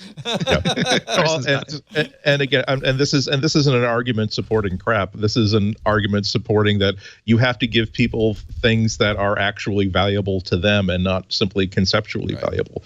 And the fact that something might not. I mean, the two ways to improve a burger are we have this herd of cattle. It's only fed grass, but a special grass blend, and we prepare it like this. We season it like this. We age the beef before we do this. Another way is to put lots of salt and carbs in it, because and put lots of onion powder in it because people will like it.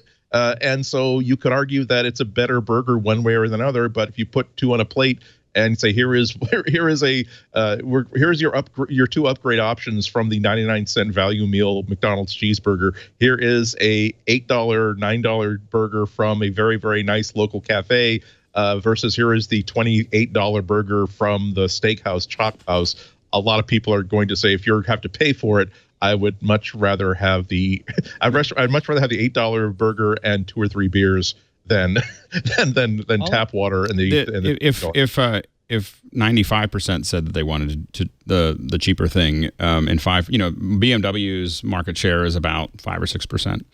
I mean, that of the market, and they're splitting that with Porsche and Tesla and Ferrari and everyone else. There's a market out there of people who want to do that, and Apple doesn't have any reason. I don't think Apple has any reason to extend itself, past that market unnaturally.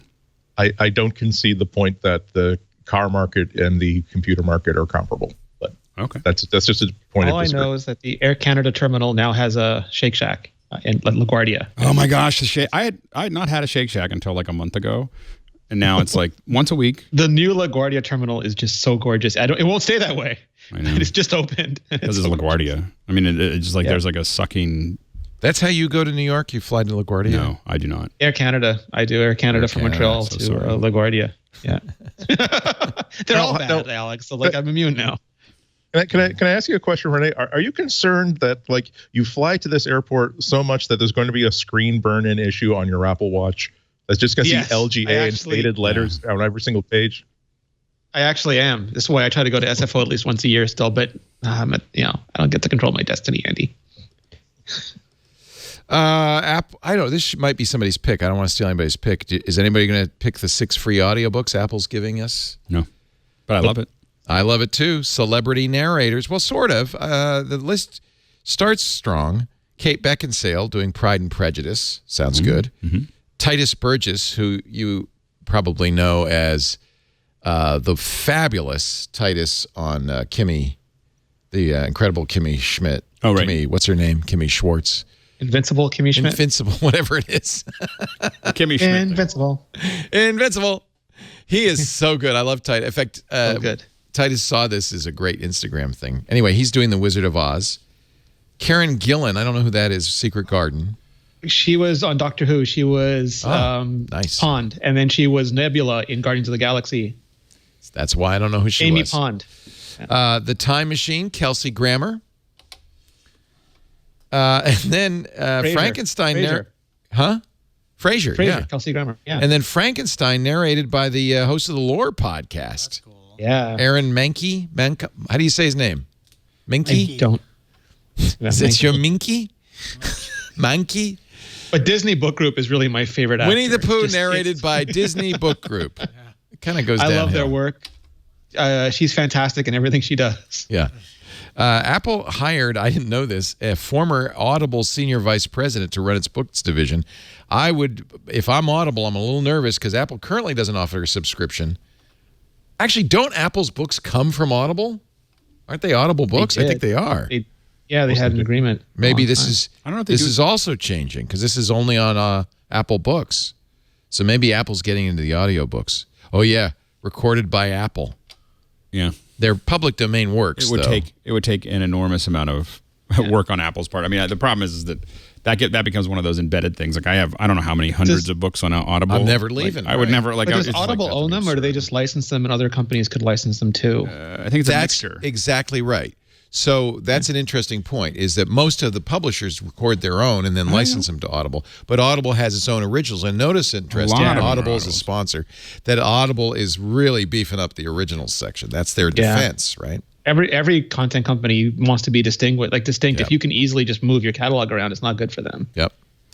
So I suspect a little battle on the audiobooks front is coming. And one of the things that I've been surprised at is just requests from clients is there's a huge uptick on both audiobooks and podcasting because of all these speakers.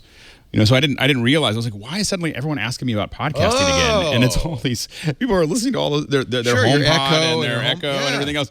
There's been this huge uptick on companies looking. I knew it would be good for podcasts because you could just go. You could say Echo, play MacBreak Weekly, and it will. Too. Yeah. That was a highlight of one of the updates to my NVIDIA Shield TV box a couple days ago. Which now you can ask for podcasts, and great.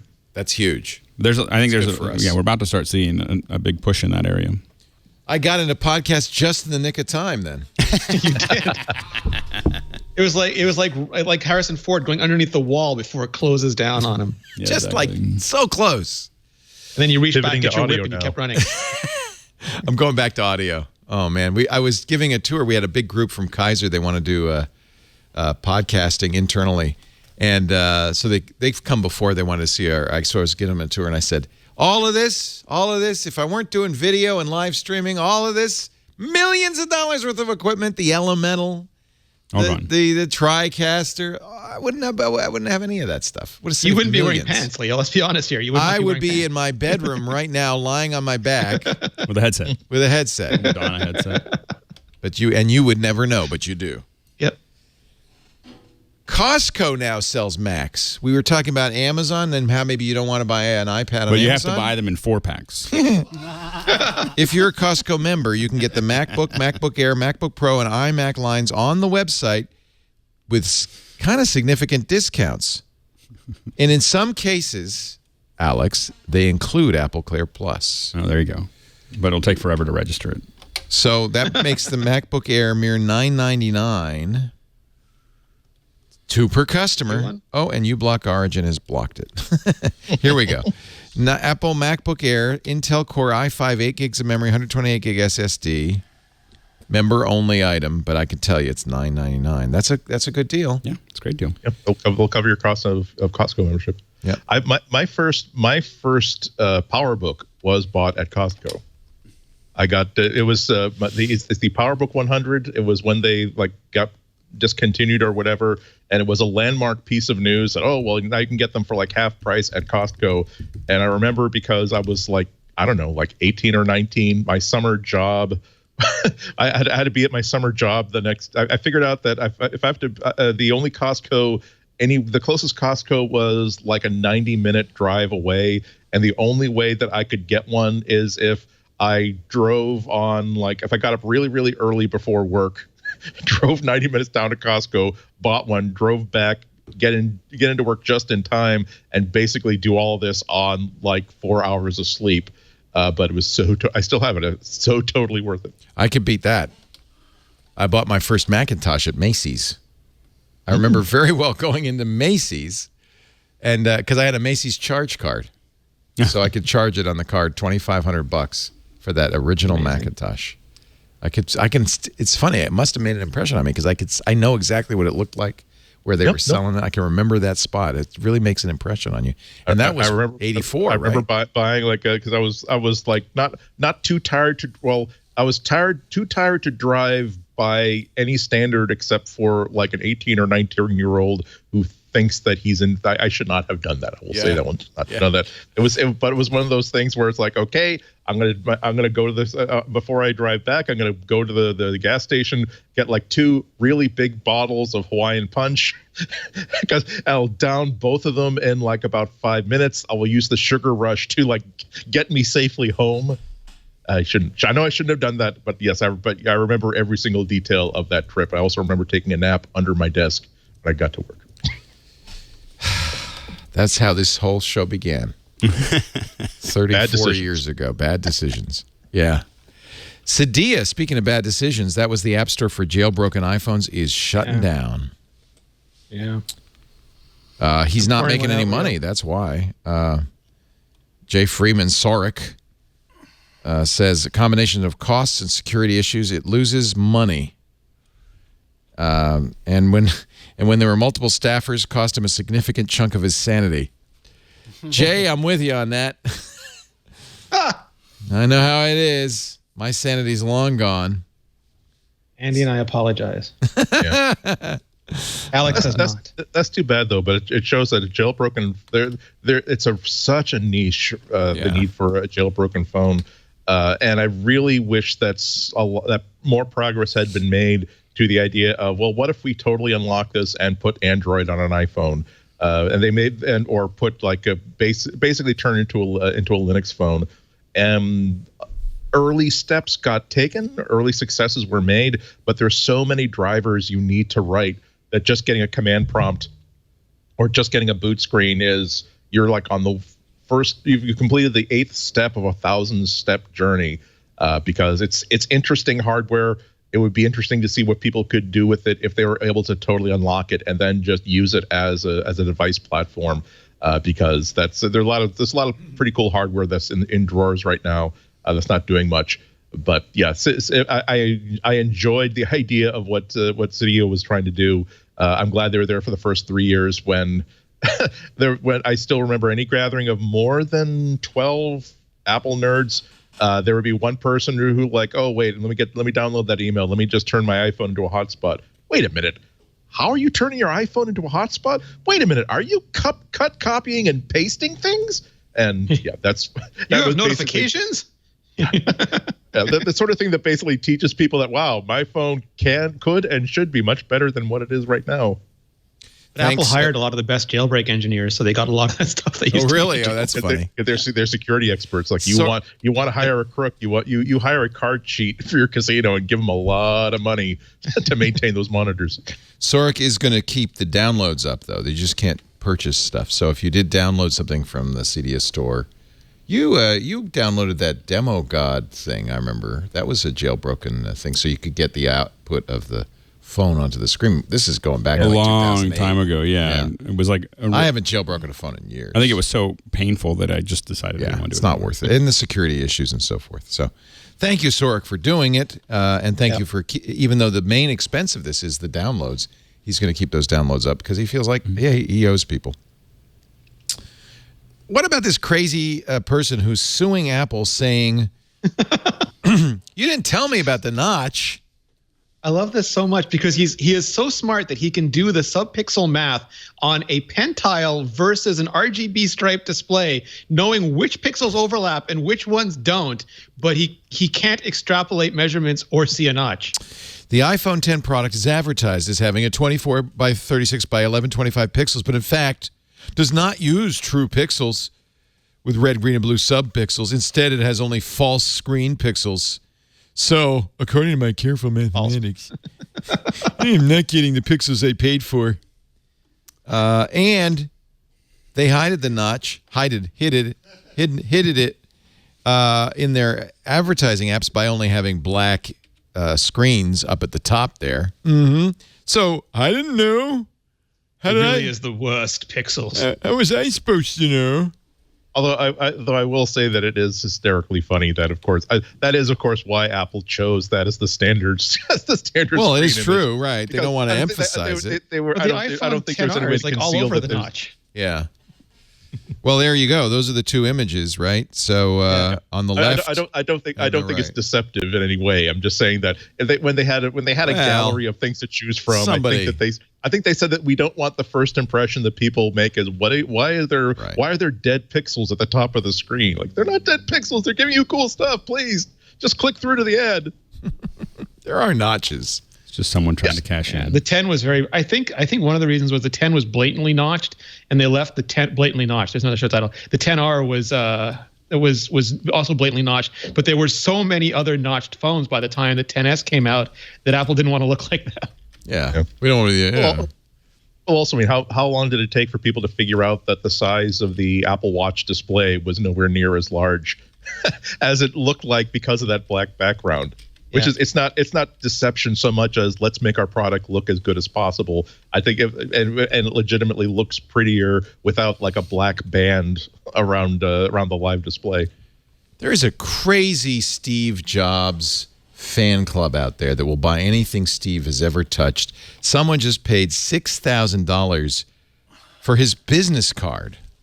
Not signed, just his business card. It's not even a CEO card. Chairman of the board. Oh, yeah, it's not even. So this is like after he was, wow. During the same auction, the premier issue of Macworld, remember that actually came with your 1984 Mac. I remember when I opened my Macy's box, I got a little card that got me Macworld magazine. Somebody paid for this autographed Steve Jobs' first premier issue of Macworld, $47,775. Whoa! I don't really save anything, so I always think back on all the things that I could sell, and I'm just like, to Mac, Stephen Jobs. When I did my last move, I had the eBay app was always open on my phone when it was like, do I toss, do I keep? And then I found, here's some sealed copies of Alice, and like someone is paying $1,000 for sealed. Okay, we're keeping that. That was great. I wonder. I mean, one thing I do still have, and I've kept it since the time that I actually met Steve Jobs, had a personal interaction with him, like face to face, only once. And I kept the damaged self-esteem that he created for me. I have that too. For that. I have one of those too. It's in pristine. I maintain that on a daily basis, so it's still as shiny and detailed as it was that day. When I have that. I have. All of us that have had personal interactions with Steve have the notch in the heart that was like removed, and it's like it's rare at all. He was. I was at a weekend getaway. I've mentioned this before. 4th of July, 1994. And he was still at Next. And he was talking with John Masuris, who was the founder of MIPS, the microprocessor company. And I entered the room. He looked at me, realized I was nowhere near their intellectual capacity, and went back to his conversation with Masuris. He allowed me to sit in the room, however, which was nice. So I, too, I will keep that. Mine was worse than that. Worse than that? He didn't put me down or anything. He just ignored me. Actually, he did yell at me for not playing volleyball well enough. Oh, there you go. So that's good. That counts, right? He says, "Come on, Leo, you're not even trying," or something like that. I was, let's see. I think that's everything. Is there anything I've missed? No. Tumblr's back. No. What do you want? You want to go to lunch? Is that it, Carson? Were they talked about the? He wants to go to a Heatron raid. They're starting now. What? Yeah. New legendary, Leo. Started 15 minutes ago. I can't. You know what? You people, I'm mad at you people who live in urban areas because you can do these raids. I'm not in urban areas. I'm in the frozen suburbs. You should have seen it. I wish we had video of this because there's a Cresselia at the Twit Christmas party was a dinner at a nice little place in the town that happens to be right next door to a gym last Thursday. And lo and behold, a Cresselia emerges in the gym. Lisa and I are looking at it saying we have no chance. And then I remembered there might be a few people on the staff who still play Pokemon Go. So I shouted above the din, "There's a raid out here!" And lo and behold, how many people did we get, Carson? You were playing, I was playing, Lisa was playing. I think we got 7 or 8 people in that gym. That's awesome. And we took down the Cresselia. That's awesome. How do you get, though, I mean, if you get this Ho-Ho or the Luigi or whatever. Discord. There's a bunch of people on Discord because they'll say, "Oh, there's one at this place," and then we'll try to get 6 or 7 or something. Oh, on the weekend, we had 30 people showing up for each of them. It was amazing.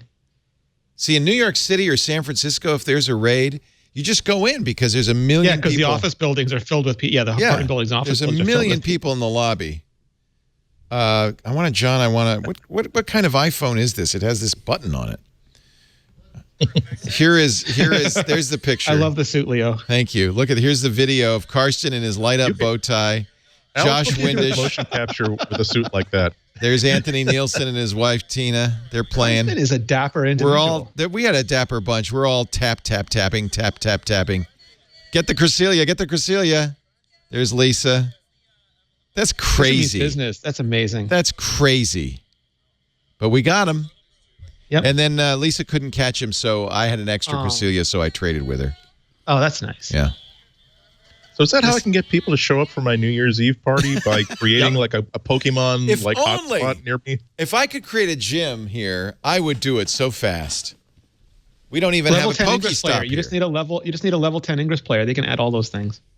All right. Any level 10 Ingress players in the house? Is level 10 the highest at Ingress?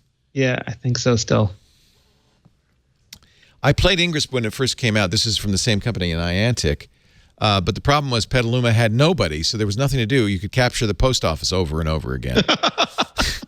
But now I think it's spread out a little bit. Yeah. They're shipping Harry Potter next year. It's going to be even more insane. Yeah. The guys in Rwanda were playing Ingress. There was.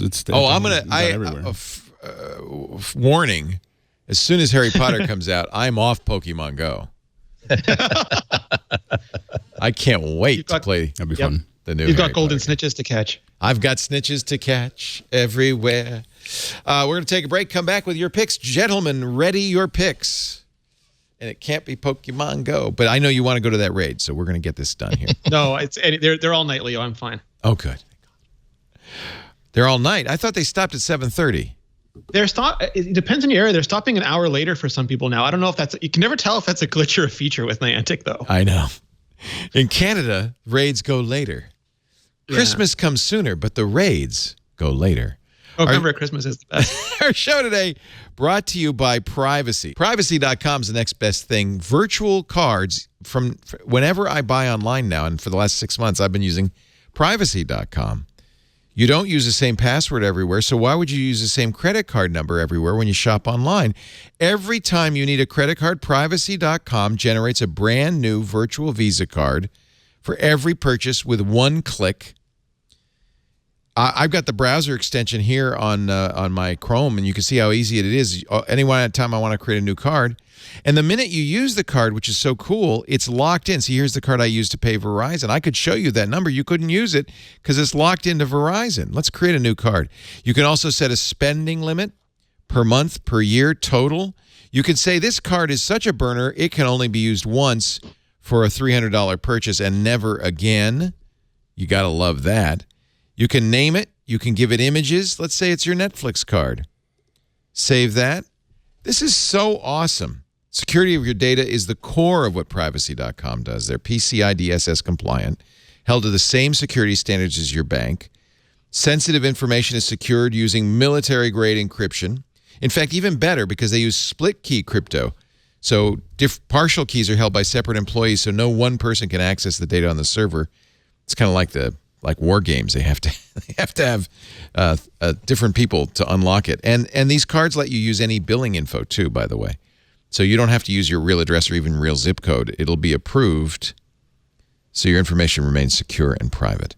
There's a webhook API. They support two-factor authentication. Look, I'm sorry, Rene, it's only available in the U.S. It is 100% free to use. And just like credit cards, they make their money from merchants. They don't sell your information. There are no hidden fees. I've been using this, and I love it. You should try it. Just like credit cards, it's easy, it's fast, but one difference, they are tied to your debit card or your checking account.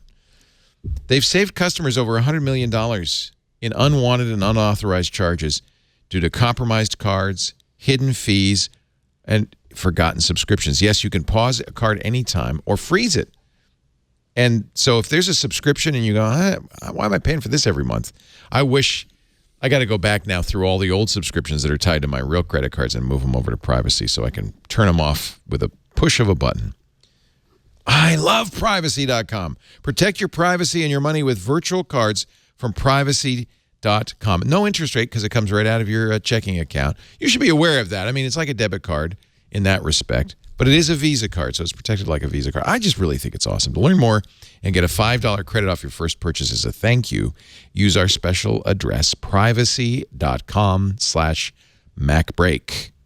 That way they'll know you saw it here. Privacy.com/MacBreak. I didn't even mention the rewards, up to 5% cash back. It is so awesome. I don't know why I was on the line with Verizon because for some reason, I had signed up and they didn't know anything about it. So they were saying, you haven't paid your bill. We're going to disconnect your phone. So I called them. I couldn't get through. They screwed up my account. I think they have two different accounts. But I used a virtual card with them. And I set it for $200 limit. She said, it won't go through. I said, well, how much are you billing? She said, $243. I said, oh. I said, turned it up. I said, try it now. She said, went through. She said, what is that you just did? And I told her, I said, you should get this, Privacy.com. She said, I'm getting it now. Privacy.com/MacBreak. I didn't give her the URL. I should have done that. She could have gotten $5 off. Time for our picks of the week. Andy Ihnatko, why don't you kick things off? I have to recommend two holiday favorites. If not everybody observes Christmas, I know, but art is art, I hope, in Universal. So the first is I nominate as the greatest Christmas album of all time. Ella Fitzgerald wishes you a swingin' Christmas. It is the apex of Christmas albums because oftentimes they go a Christmas album goes from one artist goes in one of two different directions where it's like, wow, I have never heard of any of these songs, and they were clearly written hoping to become perennial Christmas standards that will basically pay for my third house. Or they are like, hey Frank, we still got 38 minutes left booked in this studio. What if we sing all the public domain Christmas songs and just release a Christmas album? This is right there in the middle, where a few you haven't heard of, all the classics, and all of them sung by Ella freaking Fitzgerald. Oh, I have this. This is the best happiest. ever.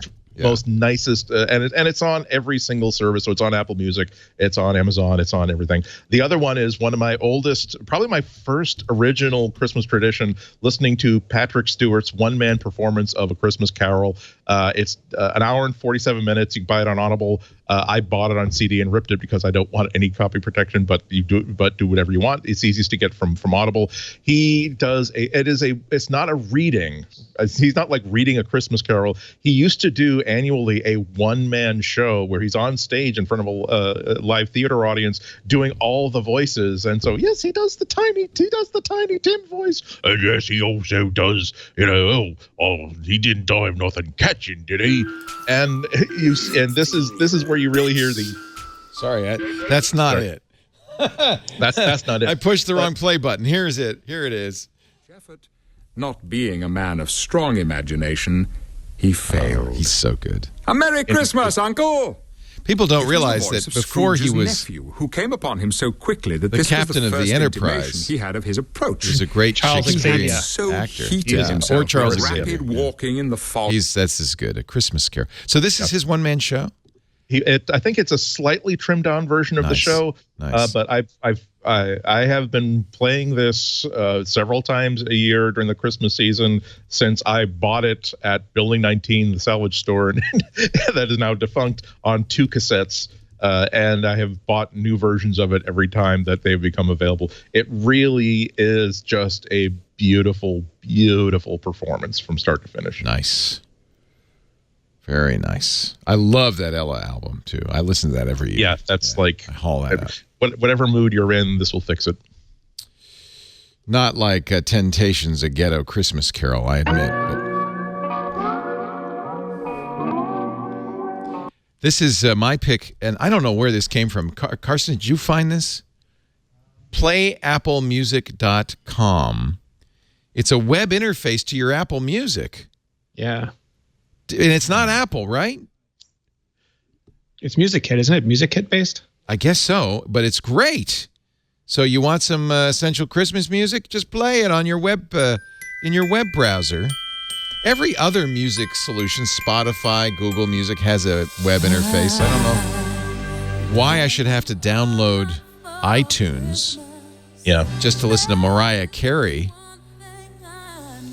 So this is PlayAppleMusic.com. It goes through an OAuth process, logging into Apple. There's a way to do that, so you're not giving them your password. Apple's doing all the authentication. I think this is fantastic. Really, really nice job. I don't know. So we don't know who did it. Just somebody. Yeah, it's such an important thing too, because you don't necessarily know where you're going. You're not necessarily in front of a computer where you thought to install the software that you need, and to open up a browser. That's one of the reasons why I use Google Play, and that's one of the reasons why I still have Amazon Music. Just the ability to open a browser and access a playlist, not just an album, but a playlist that it really does hit all of your syncing problems with a big hammer when all you need to do is open a web browser on a device. This is what I've been listening to nonstop. Springsteen on Broadway, the soundtrack. Man, that was so good. Oh, so good. This is on my Apple Music. And yeah, if you have a Chromebook, you can listen to your Apple Music now. I mean, there's a lot of reasons to. This is a good idea. I saw the video of when he brought that little kid up to sing, to play with him. He didn't do that at the show I was at. Yeah. I tried. I waved my hand. Please, I think it helps if you're 13 years old and you're please literally. Let me sing with you, Bruce. Didn't work. Your pick of the week, Mr. Alex Lindsay. My Christmas pick. Nat King Cole. Oh yeah. My wife's family has listened to that, I think, her whole life, and so I just kind of 18 years ago or whatever fell into it. And now I just connect it to Christmas. Like if it's Christmas Day and you're not listening to Nat King Cole's Christmas, there's something wrong, And so anyway, so you're Christmasing wrong. The whole album's really good. You're Christmasing. But my pick is called Remove.bg, and it's just a really cool. It's a What cool is Remove.bg? webpage. What? It's a cool web page. You literally can upload. Just take a picture. Yeah. They have some security. They talk about it on They talk about it on the page. This can't possibly work. It does work really well. It removes the background from a photo. Yeah. You just throw right. some. It Right, only let me works pick with a people. photo. It's works with people. It has to be a photo on your hard drive, right? Yeah. Yeah. I might no, have you some. can, or you can give it a URL. I have some pictures on my hard drive. Let's see. This is my first Pixel Core tutorial, Alex. I don't know what I'm going to get here, so hold your breath. There's no items. These are just a bunch of empty folders. Oh man.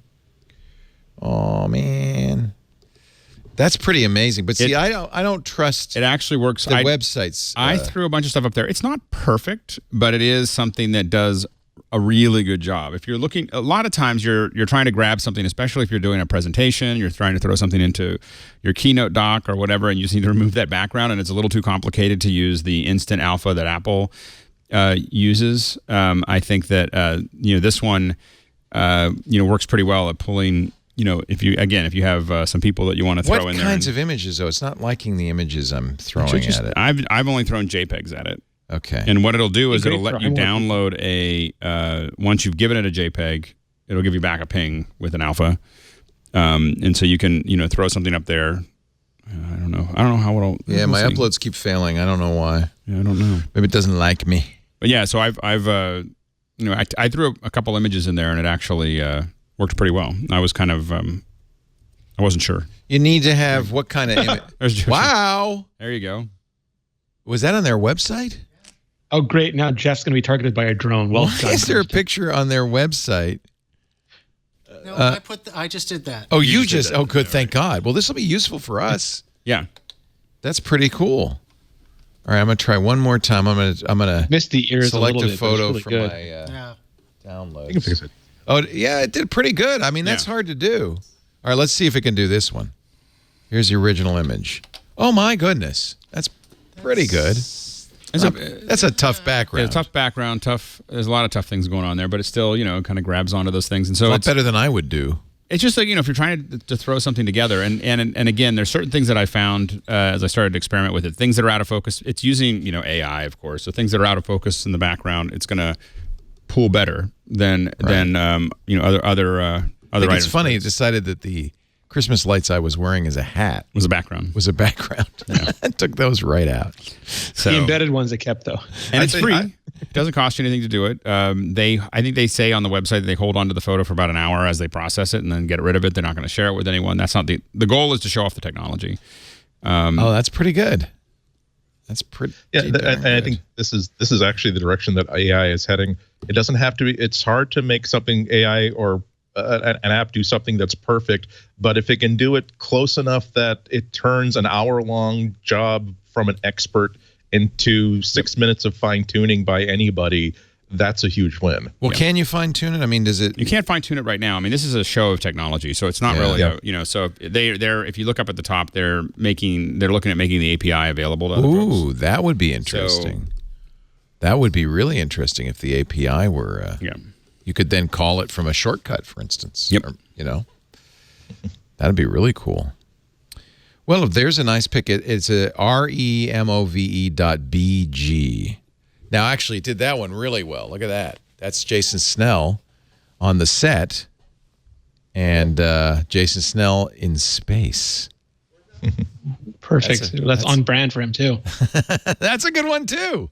Wait a minute, save that one. I need that. Remember, that's instant. Yeah. It's not. That's remarkable. Yeah. Is it from Google? Who makes this? That's Twit's first enamel pin, I think. Yeah. Should I make a pin?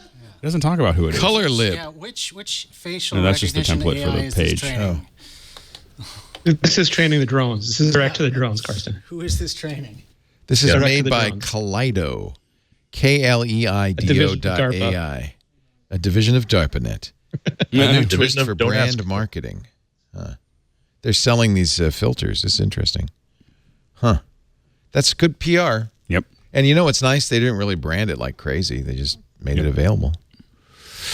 I think all that leaves left is Rene Ritchie, your pick of the week. So I have 2 picks. One is, and I left it in the car, so I am incredibly stupid, but Apple has finally, and I'll pause so everyone in the audience can give a finally, shipped the clear case for the iPhone XR, which was not available at launch, but is available now.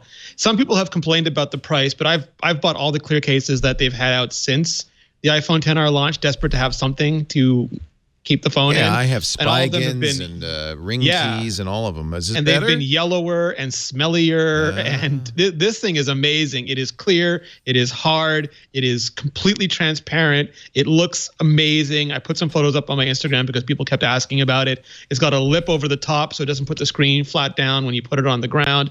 It's around the camera sensor and the light properly so it doesn't diffuse any imaging. The buttons are a little bit tough, and some people have complained that they're a little bit hard to push. I don't find them hard to push, but I do find them a little bit overly stiff. So I would prefer if they were a little bit looser. But overall, if you bought your iPhone XR because you love the color and you want to show off the color and you don't want to just put it in any old stinking case, this is a super high quality. I don't know, there's probably some fancy chemical name for the kind of clearness that they're using on the clear stuff here, but it just looks really, really good. So if you have the colored one, I recommend that. I also have a cheap and shameless plug. Every year I do a list of what I think Apple got wrong during the year, Apple's biggest misses, and I just put up the list for this year earlier today. So, and it's funny to me because every time I do this, I get called an Apple hater and a jerk, regardless of how much Apple fanboyism or apologism I do during the rest of the year. So what have that's just the internet. But if you're interested in the 5 things I think Apple did the worst this year, you can go over and check that out. It's not quite as good as Ryan Reynolds telling you why Nickelback is the best music group ever, but I'm trying to approach that. Yeah, I'm looking, and there's video, but there's also a text, and I have to say, so far, I'm not going to tip your hand. The text. I would agree with you in every respect. iMore.com, that's Rene's place. Yeah. Yep, and / Apple's biggest Mrs. 2018. Just go to iMore.com, it's on the front page. You sound like Captain Holt. Hey, wait a minute. Santa-hatted Pikachus are back. I'm going to let you go. Rene Ritchie, yes. you've got some spinning to do. Yes, sir. Rene Ritchie's working at iMore.com, goes out in the snow to catch Pokemon, then writes it all up. Shiny Delibird, Leo. Shiny Delibird. I want a Delibird. I really do. I haven't seen one of those in ages. Did you get a shiny? No, they just came out again today, I think. I got last year's regular, now atrocious Delibird. Now I got to get a proper shiny one. I got my first 100% Pokemons. Oh, Two nice. of them, and I'm so bummed. One of them is a Kricketot. No, the worse the better. It's one of those fantastic things. Like you have the perfect trash Pokemon. It's amazing. A perfect Kricketot. Wow. The other one's great. a Mankey. Oh, no, Leo, there's no such thing as a bad perfect. Okay. It's right in the name. It's perfect. Yeah, absolutely. I'm not. Hey, I got it. That's all I care about. Perfect beggars can't be perfect choosers. That's right. Andy Ihnatko, you'll find him at WGBH Boston every week and here at, of course, our show and Ihnatko.com. He also does a podcast about Android on Relay.fm. So we're talking about lots of evil stuff over there. Material. Relay.fm. Great to have you, Andy. You do that with Florence Ion. Florence Ion was so we basically get the it's quite lovely. It's a good show. I love it. Also, I like it. And Mr. Alex Lindsay, who has multiple podcasts to his name, and at the Pixel Core you could find many great things, but the best thing to do is to follow him on Twitter, AlexLindsay. And every week or two I throw something on Instagram. Every week or two, something. Evidently, I've heard that Instagram is this thing that the Russians are using it. Once I saw the Russians that were using it, I was just like, "Did you see that? Apparently, the Russians used it more than Facebook. I don't know how that would work. I don't know, but those Russians, these guys are pretty good at campaigns. That's all I got to say. I mean, how did we miss all these opportunities? Get them running. I know. Running. Can we get some marketing from the Internet Research Association for Twitter? Yeah, I think that'd be good. IR or agency. Ladies and gentlemen, we have run out of time on this show, but that doesn't mean we won't be back next week with a very special episode, our Christmas episode. It'll be Christmas Day, the best of MacBreak Weekly 2018. And then the following week, we'll do it again because it's New Year's Day, and there will be a brand new MacBreak Weekly in January 8th, 2019. 2019. You know, we're living in the future. So fast. Whew. This was our last show of the year. Have a wonderful holiday, all you guys, and we'll see you in 2 weeks, I guess. You get a couple of weeks off. Happy holidays. I'll miss you guys. I'll miss you very much. Yeah, back at you. Bye, guys. Alex will See be you back next year. for our last twit of the quit. year. I know. A little cognac, a little something on that one. Anybody wants to fly out, you know, this is the place to be. Can you just hold up some of the TV? If there are any leftovers, you know, just I'll send over some Tupperware. Okay, a little Tupperware of cognac. Vacuum Something seal about something, mail it up. There'd be something about sending a like $100 of cognac in a Tupperware to Andy. That would be hilarious. Hilarious. Just label it urine sample so it doesn't get stolen out by force. I'll put it in a red tube. jar, yeah. Little test tube. Put it in that HomePod case. That'll be perfect. Yeah. I think I have some extra spit samples from those DNA people. Exactly. I'll just put it in there. It's not spit. It looks like it's in a spit sample, but it's not. Ladies and gentlemen, we do MacBreak Weekly every Tuesday around 11 a.m. Pacific, 2 p.m. Eastern Time, 1900 UTC. If you want to stop by, please do. You can watch live or listen live at twit.tv/live, or on your voice-activated assistant, just say listen to Twit Live, and you should be able to hear it. If you do that, join us in the chat room at irc.twit.tv. All the people watching or listening live are there.